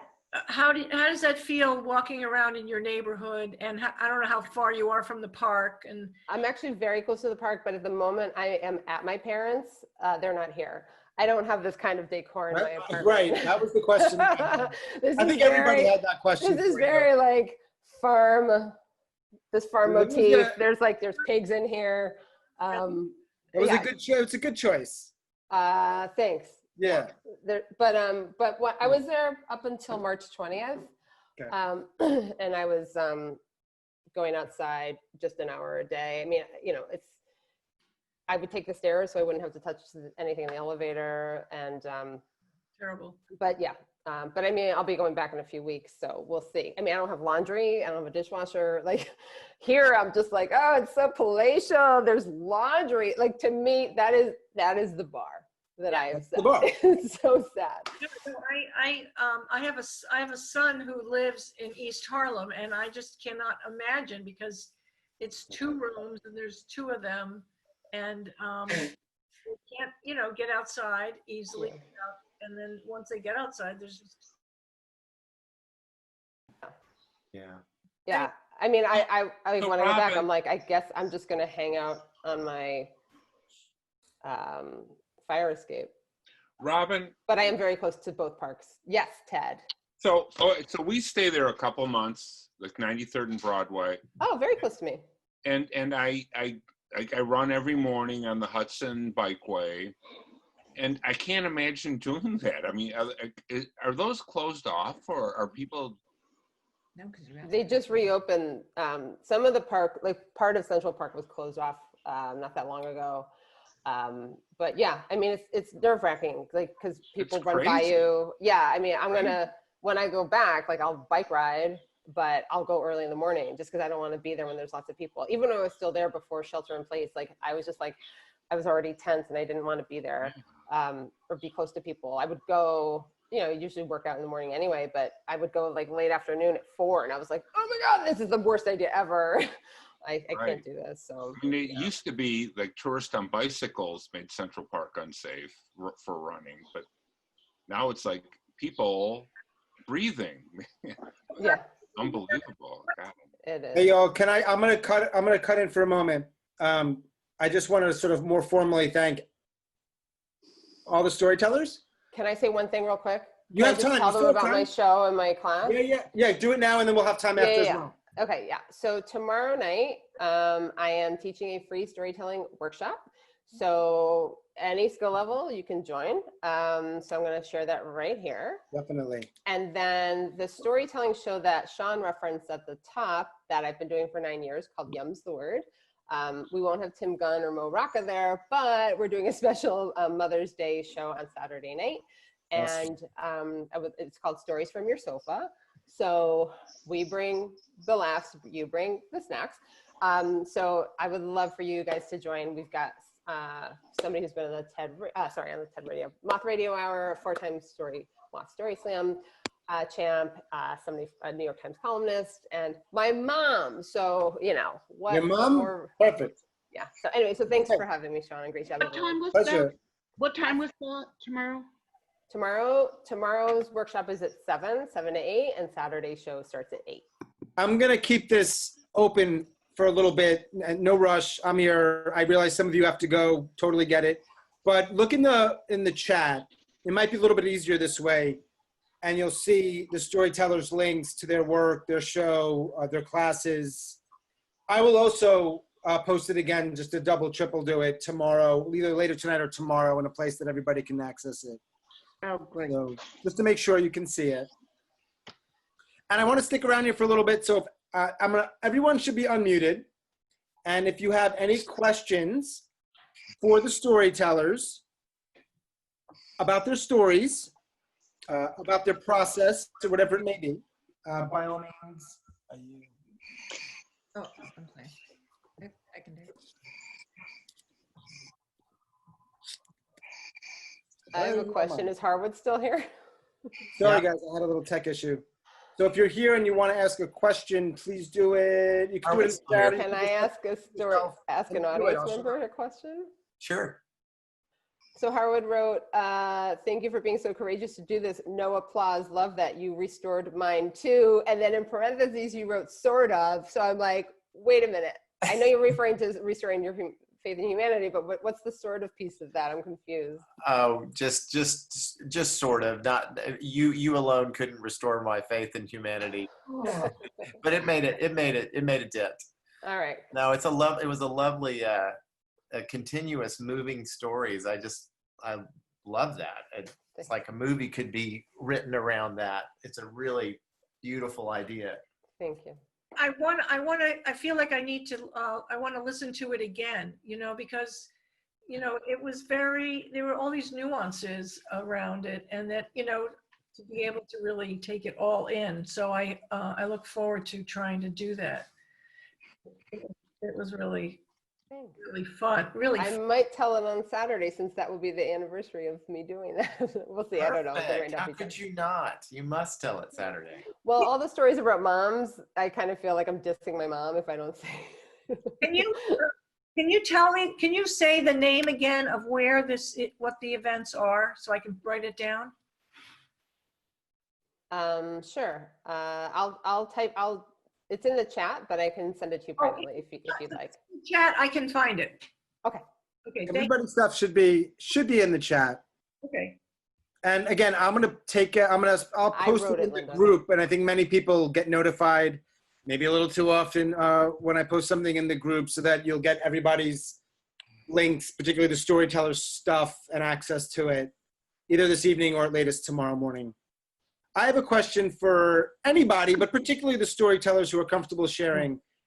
It's it's a tough question. And the question is, when you're thinking about what story to share, or you know what story you want to share and you're crafting it or recrafting it, is there one thing in particular that tends to be the most challenging for you to deal with, figure out, reconcile?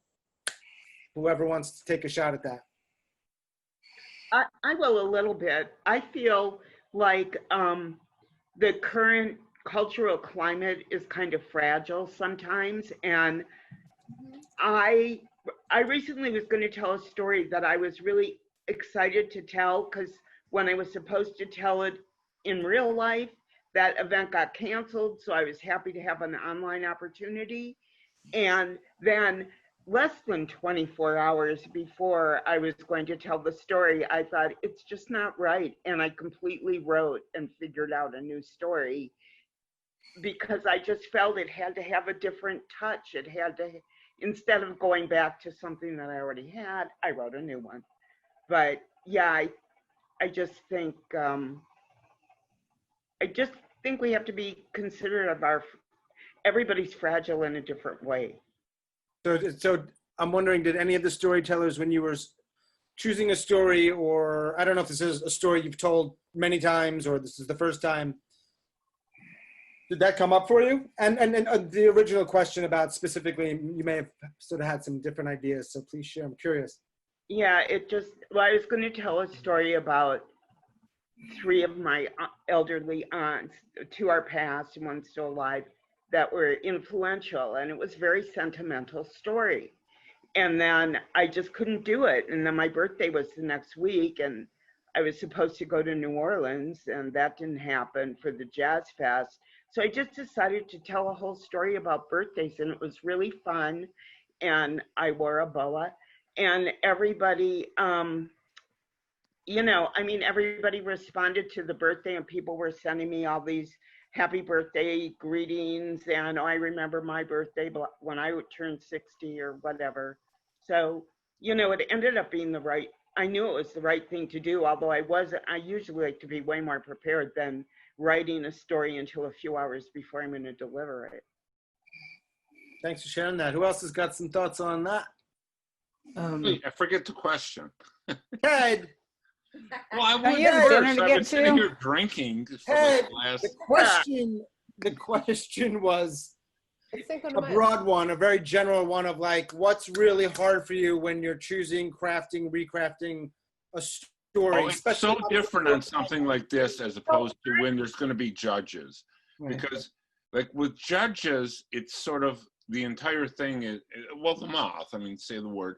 So the entire thing is, I don't want to say anything that might cost me a point or two. Okay. And it's pathetic, but that's, or you like, wade in and do whatever. But I don't know. You don't want to offend people, and you don't want to. I don't know. It's you want people to like you, and like for my story tonight, the one thing that I was afraid of was I cheated my boss with the coupons. Mm-hmm. So I added 2 or 3 sentences. I didn't have any thought process when I was a 20-year-old kid about why it was okay to cheat him on coupons. Right. But like, I didn't want anyone to not like me because of that. You have artistic, from my point of view, you absolutely have license to add that. Makes total sense to me. Yeah. I've got to go to dinner. I Bye, love Ted. you all. It was great fun. Thanks so much, man. Thank you. Bye. Bye. With my story, I'm more used to telling funny stories, and I agreed to be part of this evening, and I didn't know which story I was going to tell, and I was thinking through all my stories, and Wow. I'm not in that space, like, with my mom in the hospital and being with my elderly dad who just celebrated his 90th birthday. Like, I just wasn't in that space, and I was feeling a sense of, well, if I'm in such a serious space, like, what kind of story do I want to tell? And I haven't ever told that story to anyone other than maybe a friend at a dinner or whatever.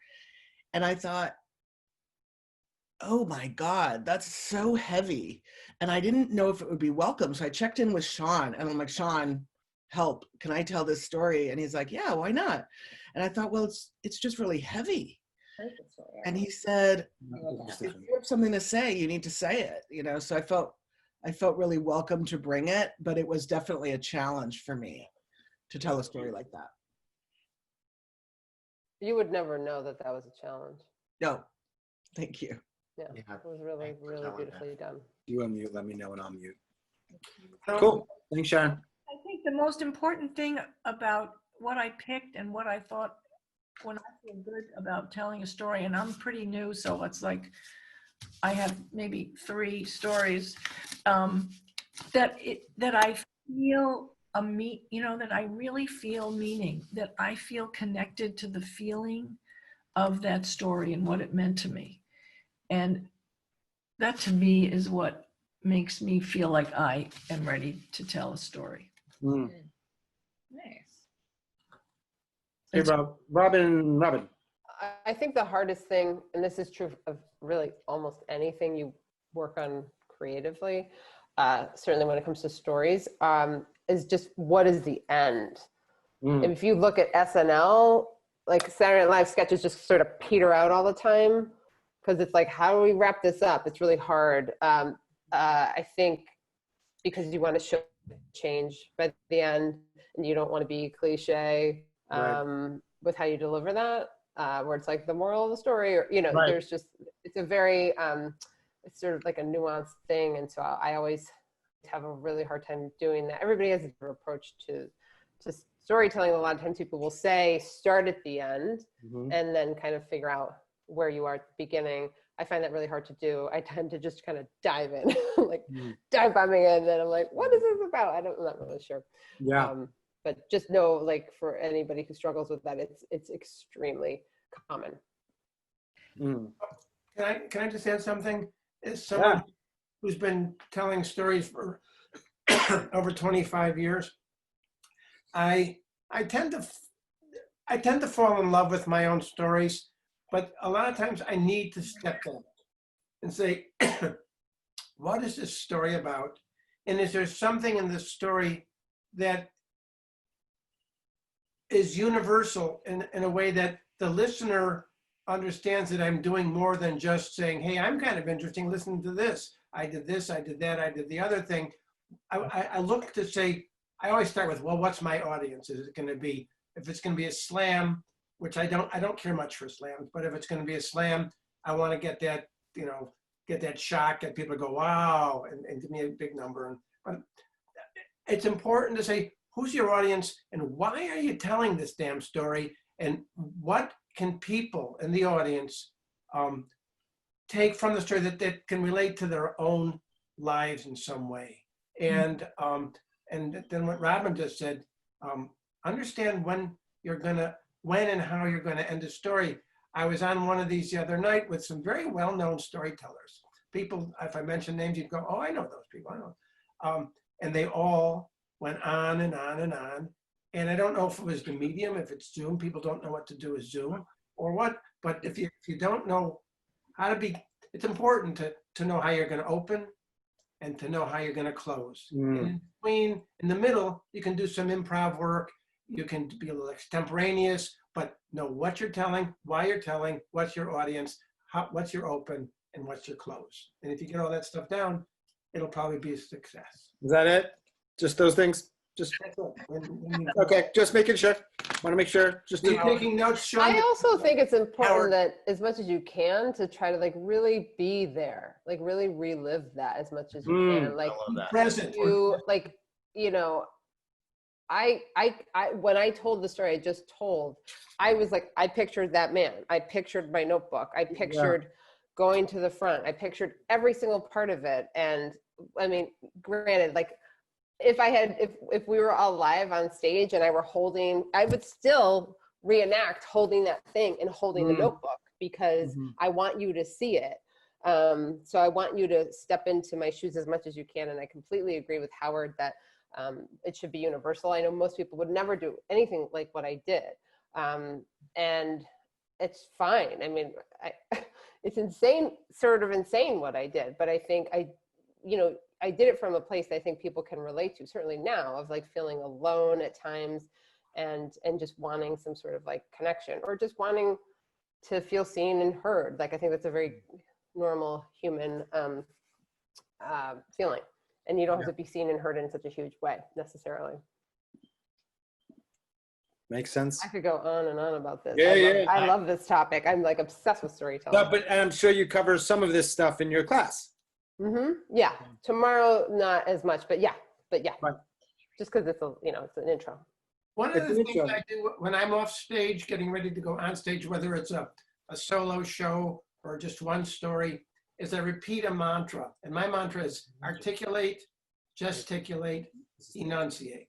Meaning articulate, what is the story about and why are you telling it? Articulate, gesticulate means don't stand there like a wooden soldier. Be present and be in the moment, and like Antonio Roja would say, use your body, and then enunciate, because I tend to talk too quickly, learn my words. And because I'm old, I say age is my acronym. But articulate, gesticulate, and enunciate. And if you do that, probably have a pretty good story.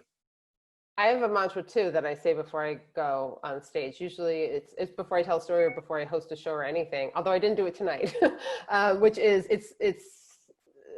there's some that's similar, but not completely, is have fun. Because I always want to have fun with my stories. Even if it's a sad story, there should be like, because I have a comedy background, there should be funny moments. So I say, have fun, be yourself, stay present. That's nice. That's great. Thanks. Feel Good free one. to use it. Well, you know, That's good. That's really helpful. Oh, good. Thanks. I'll add it to tomorrow's workshop. I just feel like it kind of, because it's like, I'm always trying to share fun experiences, and even if some stuff is like sadder, but I know like if I'm truly being myself, then I can really be present. And then if I'm being myself, I'm like sharing this story from my heart. It's an interesting paradox to be present when you're so involved in your story. It's like being a participant observer, you know what I mean? Like you're in your story, but you're telling your story. It's like very a meta type of presence. And Robin's story was a story within a story. There's like 3 levels of meta. What do you mean? Right? Because you told the story about something in the middle of the story. Am I right? Oh, right, of course, sure. So we already had that sort of built in. Layers, yeah. One of our Anu wrote a question, so I think it's for everyone. I think it was in response mainly to Mary Jo's what she shared, but it's for everyone. It's what do you do if or when you do offend people? And does anyone have any stories or anecdotes about that? And how did you handle it? I've offended more people over the years than I care to think about, because some of my stories moved to the edge. I do a show with a man named Lauren Nemi. Some of you may know Lauren, and it's called 55 Minutes of Sex, Drugs, and Audience Participation. And it's not just telling dirty stories. It's trying to show the human side of, I guess you'd say sexuality, I don't know. But if you offend people, you can offend people. Some people are offended. I know this is going to sound terrible, but we've already said it before. If some people are too sensitive, and I live in Minnesota now, so I'm used to this, fuck them.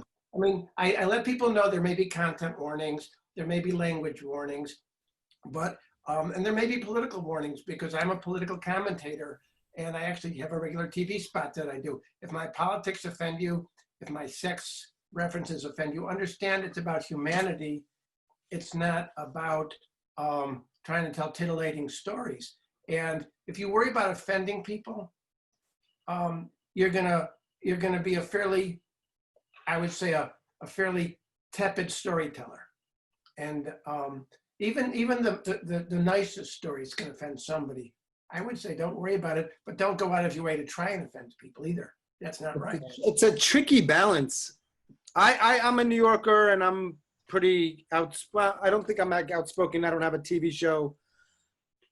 I do have learned that there will always be people who just aren't on board. And so I think what you said makes total sense, is give some warnings if there's a content, language, or other things that you know is part of the show innately. But yeah, it's tricky. Yeah. And in my stories, I have occasionally drawn upon some of my life situations, some of which were really horrendous. I come from a really tough background. And people have said, well, what you said might have offended this or that other part of your family. How can you do that? For me, it's not a problem. I can, without any difficulty whatsoever. It's not only not a problem, it's, hey. But, you as an artist have to come to grips with what you're willing to live with. Right. If you're worried that you won't be accepted in the Jewish community or in the atheist community or in whatever community, you're gonna pretty soon you're gonna run out of things to say, because whatever you say is gonna offend somebody. And Sharon, Mazel Tov, that was a wonderful story. I cried. But to someone else that might have been offensive to someone. You never know. But don't worry so much, as long as you're being true to yourself as an artist, and you're not just out there trying to be like just a shock jock kind of person. Right. I think that's a good point, though, is what are you in it for? What's your intention? Yeah. And I think for most artists, and you get to find that for yourself if you are one and that's your world, like, arguably, if no one ever gets offended, you might want to work a little harder. That's one point of view. I'm on board with that. Not everyone will be. But if no one's offended, what do you say? And I think also it's how a person says something. Like I listen to comedians, and I will listen to Sarah Silverman say the most offensive things and be so laughing. I will just be laughing really hard. And I'll think, why am I laughing? That's wrong. That's bad. I don't know. I'm just laughing. But then I'll hear someone else. And somebody told me, oh, listen to this comedian. He's really funny. And I listened to him. And 5 minutes in, he's talking about how he met this woman and she was super nice, but she was basically a fat bitch. And the way he said it was like he could have used words like ugly whore to mean the same thing as fat bitch. Like there was something so, and I listened to him a little longer, and then I'm like, I don't like you. Blech. You're like icky. And I just kind of turned him off and didn't listen again. So I feel like the way he said it was rude, whereas the way Sarah Silverman says something is very tongue-in-cheek, very self-aware. She's not trying to hurt anybody. She's looking at life through a humorous lens, and it's different to me. It feels different. Very well said, Sharon. Absolutely. I couldn't agree more. When you think about humor, one more thought about that before I leave this. I think about Andrew Dice Clay. I don't know if you know who he is. Oh yeah. He's a comedian, and I have brought sex and or other things into my stories, but somehow when he does it, he just want to get on stage and pound his head against the floor. He's really offensive. There's no humanity to it. And that's, I think, Sharon, that's the difference between Sarah and a person like Andrew Dice Clay. She's bringing humanity into it. Yeah, I remember just two things that came to mind. One was many years ago, I hosted a show at the Kennedy Center, and I sang this song. My birthday's the day after Christmas, and I sang this song I wrote, original comedy song called "Jesus Steals My Thunder." And there's some blasphemous stuff in there, and not a lot though. It's pretty tongue-in-cheek. And I mentioned that my uncle is a priest, and he gave me his blessing to share this.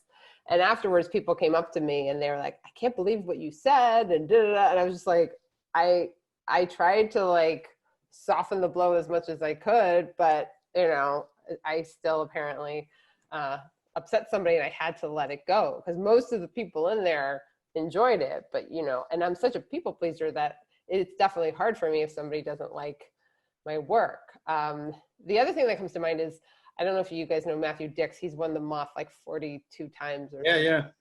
And he's a friend, and he told me early on, he has this great story about doing something unethical when he was a McDonald's manager. And it's something that makes him extremely unlikable in the story, but you understand why he did it.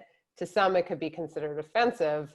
and he keeps it because he's showing that he's human. And that's generally what makes a good story, is showing our flaws and our foibles. And I know that he told me that George Dawes Green, who founded the Moth, like complimented him on that element of his story, because he's like, I'm sure there are a lot of people who are pissed off at what you did, but good for you for keeping it in. So Matt is somebody who I think doesn't let people's opinions of him like bother him as much as some others. So it's, you know, it just depends on, I have pretty thick skin, but for sometimes, like, you know, it can really bother you. And there's certain topics I'm like, oh, should I say that? Are people going to think I'm an asshole? Or, you know, it's kind of, you kind of have to pick and choose. It's hard, and you can't control people's reactions ultimately. Yeah, thanks. That's a good point. Robin, I've been sort of obsessed with Mr. Dix for some time, just because he's, you know, his book and his podcast. This book is great. What I think I know, I've never seen him perform, but I think I know every story out there of his. Wow, there's a lot. What are you talking about? I don't know all of them. No, he was like at his friend's, he's broke, he gets a flat tire, he goes up to the old man's house, and yes. Pretends to be collecting for Ronald McDonald. Right. No spoilers, but yeah. Yeah. No, but you make such a good point, because it's so, it's not nuanced. I feel like I want to say it's nuanced. It's actually just well crafted, I think. And that would, I'm at a loss for words here, but the writing matters a lot. It's not just the intention. It's not just the way in which it's said. It's written well. Yeah. It's written really, really well, so that we root for him. Yeah. Or certainly greatly reduce rooting against him. Yeah. And I think that's a skill. It's a real skill. Well, he does a good job, like really setting up what's going on, so we have empathy for him. If he opened with that scene, it's certainly shocking. It would get our attention, but we would immediately not like him. I think, and if I remember, sort of justified in what he does, and also how he makes up for it later. I think that helps too. He justifies, well, yeah, and he, you know, the stakes are high. We were rooting for him, but I think in his sharing of sort of inner voice stuff, he's clear. He knows he's being, like, this is really fucking shitty. Right. I think if you acknowledge that, yeah. If he doesn't say that, I think that makes it a little bit harder for us. But he's totally like, I don't know his exact words, but essentially, I'm a fucking asshole, but I have to do this. And, you know. I took a workshop with him. I mean, it just rolls off of his tongue. Just whether he's telling his own story or whether he's coaching you on, you know, something that you're working on. It's part of who he is. It's right. Yeah, it's really in his DNA, and it's frustrating because he's like one of only 2 people I know who never writes his story down. And I'm like, oh. That's crazy. It is crazy. Although I will say, like, the story I just told, I've written down, but I don't even really look at it, because it's just like, it's I think it's an easier story to tell, because it's not like I'm jumping not time zones, you know, it all takes place in one spot. Like, it's very simple. You don't have to jump from like this time period to this. It's very linear and clear. It's linear, and it's very based in the action, so it feels anchored easier when things are in action. Oh, sure. As opposed to all the observations and other stuff, which colors things, is super important, but because of that, and it's linear, I think it's, your brain. Yeah, I mean, they always say, like, you should keep scenes like as minimal as possible anyway, just so that it's really clear to the audience. You can ground the audience in a place and time. Yeah. That one's easy, because, you know, I'm up in the air for a few hours.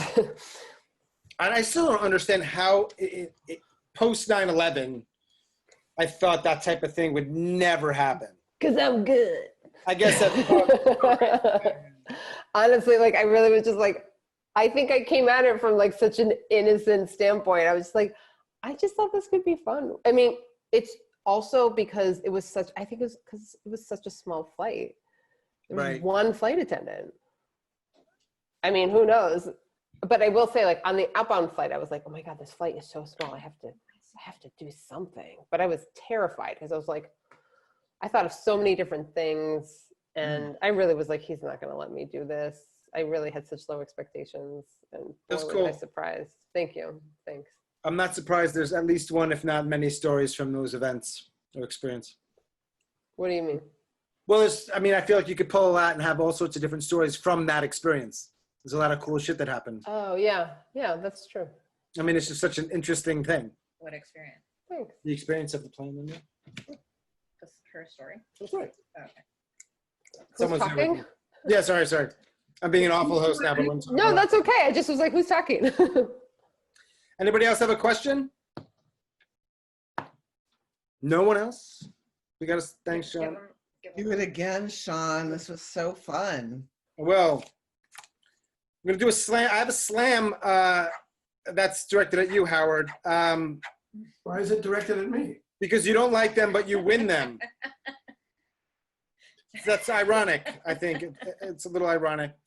Howard was on a slam that we had, he won, but you said today that it's not your favorite thing. So I don't want to be awake. Whatever you're really good at, I'm staying away from that because there's no chance I'm going to win that shit. I'm a good cook. Great. Come over.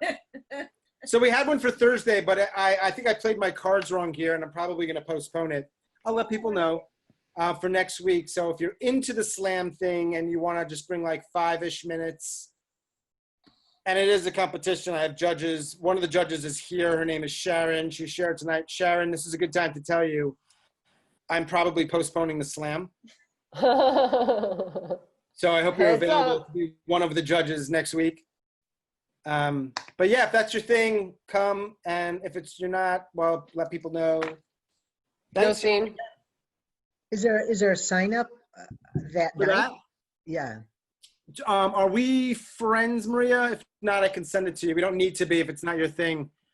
No, I'll send you an invite to friend you. If that's easy, if that's okay with you, and then I can more easily share the event with you. Yeah, that's great. I've Are been telling stories here in Chicago. Yeah. Are you posting it? Are you posting it somewhere? Yeah, so if you are, as of now, that group is called Life in the Time of Corona. That's a group. Okay. Anytime I post there, unless you've like changed your settings, you should be notified. So events. Okay. I'll put the recording there, but I'll let you all, the storytellers, know and give you the file and all the other stuff. You know what else? Not my Like strong today, suit, but I'll get it done. I found this by accident. And it said it was at 7 o'clock, but then it started at 6 o'clock. Do you know that? Like on the Facebook page, it originally said 7 by 7 by 7. Isn't that a genius name? And I loved it. And it said it started at 7 o'clock. So is that the New York, Chicago time difference? Is that? Yeah. So it was 7 Eastern, which is my default. I don't know if you're in Chicago. Does it automatically? It doesn't say, I figured it out, but it maybe you want to say Eastern Standard Time or whatever time. Oh, I thought I did. Thanks for pointing that out. I will make sure that if that wasn't clear. It's a New York thing. New Yorkers basically assume everything's in New York time, right? No. It's New York time. Like that's No. time. So, you know, I just write Eastern time and make it very clear for people. Eastern time. I used to, and also being from Hartford originally, Where are you now? Robin, where are you now? I am in Wethersfield, Connecticut, which borders Hartford to the south. It's Right. where in the house I grew up in, the high chair I had as a kid. No. I'm sitting in it. I'm just kidding. That explains a lot. Wait, so Robin, we had just mentioned the Dix family. Oh yeah. Don't they live in Hartford? Based on they're what close. I was just texting with Alicia. Yeah, they're very close. Yeah, I've done their show a bunch of times. Cool. Matt's done mine. I felt bad. Matt's favorite thing is ice cream cakes, Wow. which I make for my show. And when he Yeah. came in a couple years ago to do it, he'd had some like oral surgery and he couldn't eat ice cream cake. And I was like, oh, that sucks. So we might do a trade because Alicia's been making bagels, and I was like, I'll trade you bagels for an ice cream cake. So He did a really nice one-man show about a week ago or so that I saw. oh, was that for Portland or for the Schenectady? Yeah, that was the original schedule, Schenectady. So I think they helped produce it. Yeah, but Kat. it ended up being online, and Right. It was great. He did a really nice job. Yeah, he's very, I love his stories. He's really, really talented. It's called, I want to add, he has a podcast called, and it's the same as his organization. Speak Up. Yeah. Speak Up. So if you're into podcasts, him and his wife have a podcast, and it's kind of unique. I'm sure there are others out there, but I don't know that many, but.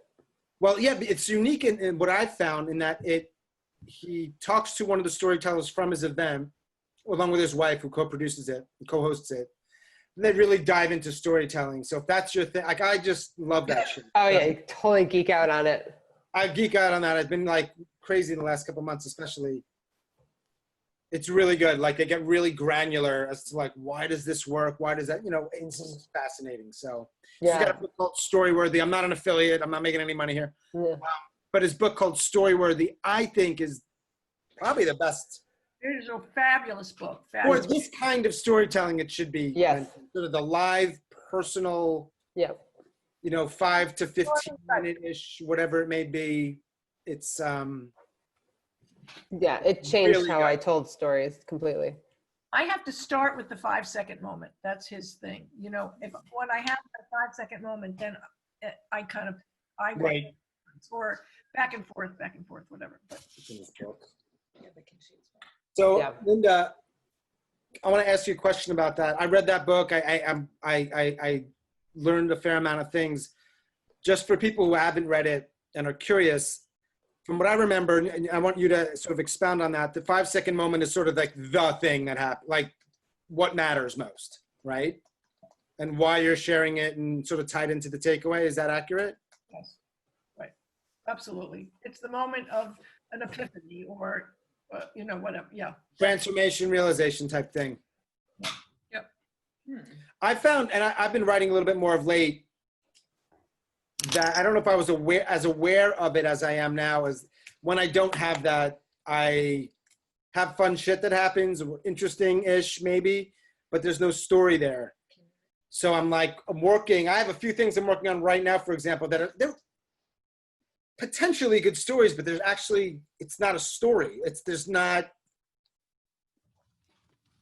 like, it could be funny, but that's not what we're doing here, right? Yeah. So what is the thing? And I'm working on it because the events or the incidents, whatever you want to call them, are quite intriguing for almost anyone, but I'm trying to sort of almost reverse engineer it. It's frustrating as fuck. Well, we should talk, but also, have you done his exercise homework for life? Yeah. I do that. Not every day though, so I'm not a great lifer. I want to do it. I never heard of it. I'm so excited. It's great. It's so simple. I mean, it's simple in terms of like how easy he tries to make it for you, but it's not necessarily simple in terms of execution. That might sound confusing, but basically at the end of every single day, he has a spreadsheet, and in like 2 or 3 lines, he just describes the story of the day. So, so I don't even know what mine would be today, but and sometimes it's not a story. It's like part of a story. I mean, a few weeks ago. It could be a thought. It could be a thought that has Be like anything. phrases attached. Wow. It's an effort. And what's great about it is like for you, Sean, when you're like struggling with a story, if you start reading like, okay, all right, well, I've got these nuggets and these events and whatever you've got, like if you go back to that spreadsheet or however you do it, then it's like, if you read those things, like it might trigger something like, oh, wait a second, like this is a pattern. Like I'm always doing stuff like this. So I find it helpful for that. Admittedly, I'm not great about like going back and reading my stories. I'm good at like trying to like log it every day, especially now. But I honestly, I usually do it like the next day, unless something happens in the moment. But it's pretty remarkable how much we can forget. And I think that's the thing right there, is just we forget almost everything. I will use my phone and make a quick little voice memo of something that I don't have time to write down. And later I might transcribe into the homework for life as an entry, because it's just. Yeah. It's so helpful for mining your life or stories. I will say though, and it's sort of agreeing entirely with what Linda said, is when that is clear for me, that process is much smoother. When it's clear sort of the why and then it's There's doesn't an write app I himself, use- but it makes they it can- much easier. Yeah, I you think can also be, also, if you know, I'm friends with Stephanie and she's taking a class with Matthew and Right. I listened to his podcasts and I listened to the Homework for Life. And she told me, I've been meditating for like 12, 14 years. And she told me that Matthew Dix meditates also. And so I think part of that is inherent in that Homework for Life is about noticing the moments, like what were the important moments of the day, taking that time at night to reflect upon what were the moments of the day, because that's what our life is ultimately made up of, is moments, right? And then he writes his thesis of, before this moment I believed this, and after this moment this transformation happened. And I think that meditation helps with noticing the moments True. during the day. You know, there's an- being really there's an- present. There's an app I use called Day One. And I used to log in thoughts every day at the end of each day, and then I got away from it. And then some of you know I had COVID. And when I first started coming down with COVID, I decided to go back to using it because I felt there was a story I should tell, because so few people really know anyone who's really had COVID. And having gotten back into it, now I can't get out. Every day I focus my thoughts at the end of the day. I put them down. And even if I wait and do it the next day, it's not as fresh and isn't as compelling as if I do it right when I should be doing it. It's invaluable. And when I run out of ideas for stories, sometimes I'll go back, because I've been off and on doing this for about 5 years. It's amazing what you can pull out again and go, oh yeah, that really. Can I ask you a question, Howard? Sure. Because I don't know anybody else on the call who might have had COVID. I don't know anybody who's but does it feel like you are a survivor of sorts, given how totally traumatic everything has happened to the world? Yeah. That's a good moment. The answer is yes, in the sense that we're living in a moment in time about which people will be talking for generations. Like they talk about the Depression, and on one hand I feel, okay, well, I had it, and so I was actually part of that moment. I didn't go to Vietnam. I actually visited Canada for several years, and so I don't have the same relationship with the war that someone who lived through the war might have. But I definitely feel a part of this, and it's funny, what I feel is guilt. It's part of being Jewish. When I'm off, I'll try to find them. And that, I had prostate cancer. I actually had very aggressive prostate cancer, and people always say, "Oh, prostate cancer, you'll die with it, not from it. Don't worry." And I probably know 50 people already who've died from prostate cancer. But you feel a little guilty that someone with ovarian cancer or with pancreatic cancer, they have the real cancer. They're probably going to die from a cancer. And I have 2 friends right now who will probably be dying from their cancer. And to have had that, and now to have had COVID, but to come out the other end, I feel like, wow, that was scary, because I have congenital bronchitis, and there was a chance I could have gotten really, really sick, but I didn't. And now I feel relieved, but also guilty. I mean, all these people are dying. Why is it that I get these things and I survive? Where do you live? Right now I live in a small town called Stillwater, Minnesota. So did you go to the hospital, or were you quarantined at home? Quarantined at home. I can look out my window right there, and the sign says emergency. I live that close to an emergency room. Oh, wow. How it started is I was feeling sick, went to urgent care, asked if I could get tested. They basically screamed at me, and it brought out all my New York City personality. And I taught them the word fuck, something that people in Stillwater had never heard before. And I got into a big fight. They sent me to the emergency room right over there. I said, "Can I get tested?" They said no. And I eventually went home and just watched myself get sicker and sicker.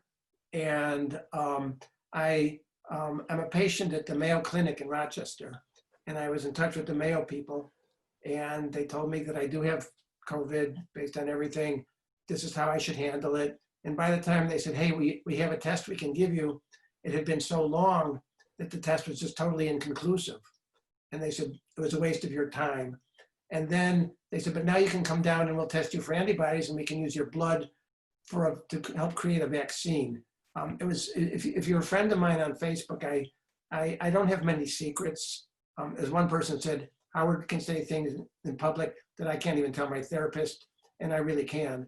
And I did a lot of posting about what it was like to have COVID and how hard it was for me to even get tested or treated or anything. And I read up and I did what I could. I'm married. I have a wife who tolerated my being sick yet again, and just got by. And most people, I mean, we're still talking to this day, today, what the fuck is the date? The date is the Tuesday, the 5th of May. We don't have enough tests for anybody. And to get tested, you have to have symptoms. Well, by the time you got the fucking symptoms, you're sick. What good is it to take a test? And I'm getting angry. And a whole lot of people have the virus and do not exhibit symptoms, and they give it to everybody else around them. And what we've got is a fakakta system of healthcare that makes absolutely no sense from a societal basis. None, zero. And I'm lucky I have access to the Mayo, and the only reason I have access to the Mayo was because a friend of mine is on the board of the Mayo Clinic, and when I got sick with cancer, he said, I'll get you in right away, come on down. But most people can't get that kind of care. It's just like, the Mayo is, it's like the Mayo, you can't, who are you? Anu, you don't know anybody, you can't get into the Mayo. I don't mean to pick on you, but you're sitting right in the middle of my screen there. Oh, Anu, you said Anu. I suspect that most everybody on the call, is feeling grateful for their situation. I mean, it's such an unequal. I mean, I don't want to go down that path. But it's kind of what's part of what's going on. I could have died, but I didn't. I could have died probably because I was never properly treated or tested. And that's my frustration. And to get off of COVID, I want to say, Sean, yes, this is the third or fourth thing I've done with you. I want to tell you I enjoy how you host. Yeah, why is that? Because you don't over-inject your personality, but nor do you under-inject your personality. You bring a nice, here's a word that I don't usually use, you bring a nice aura to this. He's never. Sharon, are you listening to this? You have nice. There's a Jewish word. It's a mensch. There's a little mensch property to how you are, and that attracts people. Anu, am I right, Anu? Because you're sitting right next to him. Does he have that aura? Does he give off that aura? Sean is like storing. Oh, sorry. Sean is like storing these words deep into his cells. I don't think he's ever heard these words before. Can you guys hear me? Yeah. More or less. We have two computers, so we had a little weird Do you like how I didn't answer the question, Howard? feedback. Sean? So let me just share this, and then, sorry, Sharon, I want to say thank you very much. I appreciate that from you and Linda, whoever says such things. It's just an interesting choice of words for me in terms of, obviously the operative words there were mensch and aura. Yeah. Sean's so sweet, but many people here we go. Have such bluntness, and he's very blunt, and he tells it like it is, and a lot of people enjoy not liking that. Right. So, but yeah. And there's other things. This isn't the Sean show. There's other things that are not likable. Let's be frank. But I appreciate that. Thank you. I think there's an intention, good, warm-hearted intention, and that counts for a lot. Right.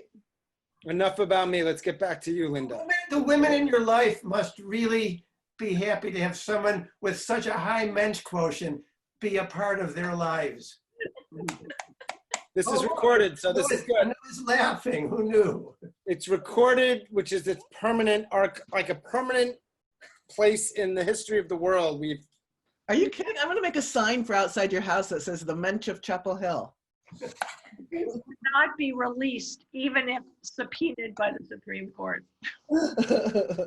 So, can I say one last thing, and then I'll shut up till the next. I don't know if that's true, but yes. Till the next time I talk. But in Minnesota, nobody really says what's on their mind. Minnesota Nice is strictly passive aggressive. And by the way, I'm the only Jew in Stillwater where I live, which is kind of odd. And a very dear friend of mine died on April Fool's Day about 8 years ago. And he was the only person in Stillwater who ever said the word fuck. But he said fuck all the time, all the time. And at his funeral, the family asked me to get up and say a few words. And I looked out at all these Stillwater people, all these Lutherans staring back at me. And I said, fuck. And they all went, I said, come on, everybody. This is Scotty Z's funeral. Oh, dear. Let's try this again. 1, 2, 3, fuck. We had a room full of Lutherans that all said fuck simultaneously. He's a great storyteller. He's Howard fucking Lieberman. Kidding me? From Brooklyn. What are you doing in Minnesota, dude? But he hates the slam. But I'm good at it. And Oh, I know.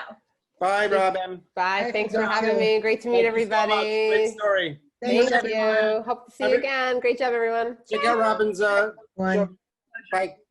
Thank you. Bye. how did I wind up in Minnesota? Yeah. We had a house in Brooklyn. Crack cocaine was at its worst. We lived in an area called, what am I thinking about? Bensonhurst. No, not Benson. Well, do I look like Bensonhurst? Come on, give me a break. We lived in Capitol Hill. We lived in Pat. I can't remember, but it was next to. Never mind. But anyway, a lot of crack, and these two big white guys were in our garbage can one day, and I walked outside, and they're dumping it on the ground. Big, copy-looking white guys, and I said, "Okay, let me ask you a question." They said, "Yes, sir." I said, are you police officers? They said, "Yes, we are, sir." I said, "Why are you in my garbage?" And they said, "We broke up a drug bust up on 4th Avenue, and we think the perp put the evidence in your garbage." I said, "Okay." I said, "Are you planning to put the garbage back in the can when you're done?" They said, "No, sir." I said, "I didn't think so." I went back in the house, locked the door. By the way, we had bars on all our windows because Sunset Park is where I lived. Okay, we put it back in the house, and I said to my wife right at that moment, I said, "We gotta leave. Oh, really? We don't want to be here anymore." She said, "Where do you want to go?" I said, let's look at Minnesota, a place we had never been. For real? Never been. I said, "I like winter," which I like a little bit less now that I'm older. Has a good performing arts community. Yes. Accessible as well as good. And it's liberal politically, although less so than it was when we moved here. And we picked up. Wow. We drove across GW Bridge and moved to, have you ever heard of the name Michelle Bachmann? No. She was a right-wing lunatic, member of Congress. Where was she from? Minnesota? She's from. He or she? I remember the name. I remember the name. Michelle Bachmann. Wasn't she I live in the town.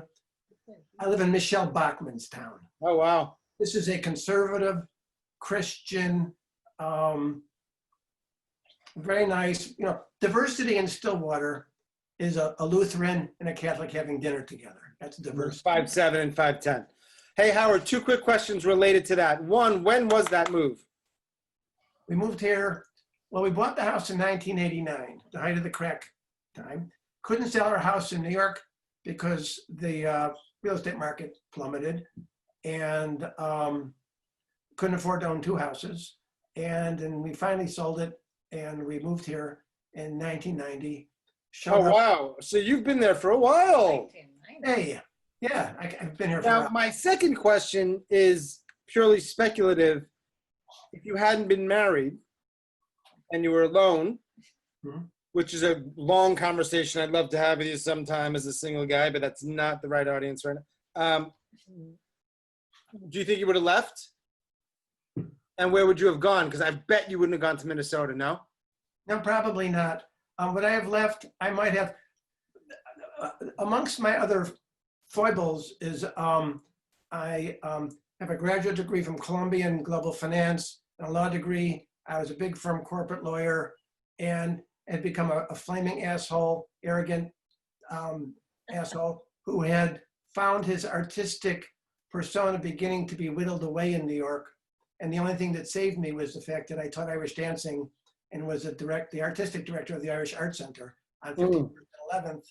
And at one point, I think if I hadn't moved, I would have really woken up one day and just despised everything there was about me, because it just, all these people who got rich off of everybody else's backs, like through junk bond financing and all the banking nonsense and all that. These are the kind of clients I represented. And I truly hated who I had become. And if I went into a restaurant and they didn't give me a good table or they didn't do this, and and I just couldn't look at, now I can look at myself because I'm on Zoom, but I couldn't stand to look in the mirror, and because I didn't like what was looking back at me. And so I probably would have moved, but I don't know where, I don't know. I don't know what I would have done, but I would have quit doing what I was doing, and I would have, I probably would have, I don't know. I grew up with John Belushi, and of Saturday Night Live fame, and Johnny and I were good buddies, and he taught me how to get stoned properly, and which is true, by the way.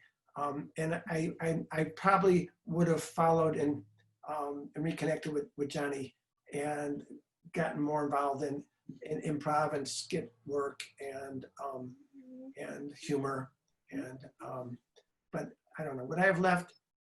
I don't know. I have a kid, and at the end of the day, I did not want my kid growing up with all that around her. And I might have stayed, but I just don't know. You asked a good question, and I'll put it in my little thing tonight when I write. And I don't know. I don't know. But it's tough being, I was never Jewish enough in New York, and now I'm way too Jewish. Way too Jewish. Oh my God, I know that song and I can sing along. I moved from Brooklyn, where I was the least Jewish person I knew, to North Carolina, where like people asked me Jew questions the second I got off the plane. I was like their only Jew. No. I still get that, right? I can walk next door and get those same questions right now. Have you seen this show on Orthodox? Not the podcast, but yeah, I love it. Is it good? Okay, it's worth saying. It's good. Have you seen Shtisel? Yeah. I like Shtisel. My wife is Irish Catholic. She doesn't get into it the same way I do. I think we're officially majority Jewish right now Just on this call. I was just looking at everybody. Saying that since I didn't eat dinner, my snack is my leftover matzah. Shout out for the matzah, handmade matzah. I love shmura matzah. Do you ever have? You've had shmura matzah, haven't you, Sharon? I love shmura matzah. Got some downstairs. Why don't you bring me some? You never bring me matzah. What's the matter? You never bring it. Handmade shmura matzah. Howard, I would have guessed you were in Minnesota less time, significantly. I was thinking like 5 years or less. I still, my wife and I talk about this. We don't feel like Minnesotans. Yeah, it's very clear that you don't feel that way. My wife grew up in Westchester, and I've always been an urban person, and New York shaped my personality. Sure. And now we live in a town I call Christianville, but I'm here. I said, we were walking the other day, and I said, "You want to move?" and we couldn't decide where to move, because once you leave New York, you can't afford to move back. It's not emotional. I just can't afford it. We got the money to move back, and I'm not going to move to you know, shithole Queens or something. I'm not gonna move to Astoria, Queens. I probably can't afford that either. But Durham. Just saying. where? Durham? Durham. No. If I go south, I'm going to Greenville. Greenville, Oh, really? Greenville, South Carolina. I've got a lot of friends there. I've performed there. I love Greenville. Okay. We'll go anywhere. That's where I go. Anyway, I think I have to go. So it was such a pleasure. Sean, thank you so much. Thank you all. Yeah, Sharon, you're a great host. Sharon. Wow. Too. Take So care, everybody. Thank you so much, Sean. really a delight. The show, the post-show discussion. It was really a pleasure to be with everyone. Thank you. Thank you. Lovely. Good night, all.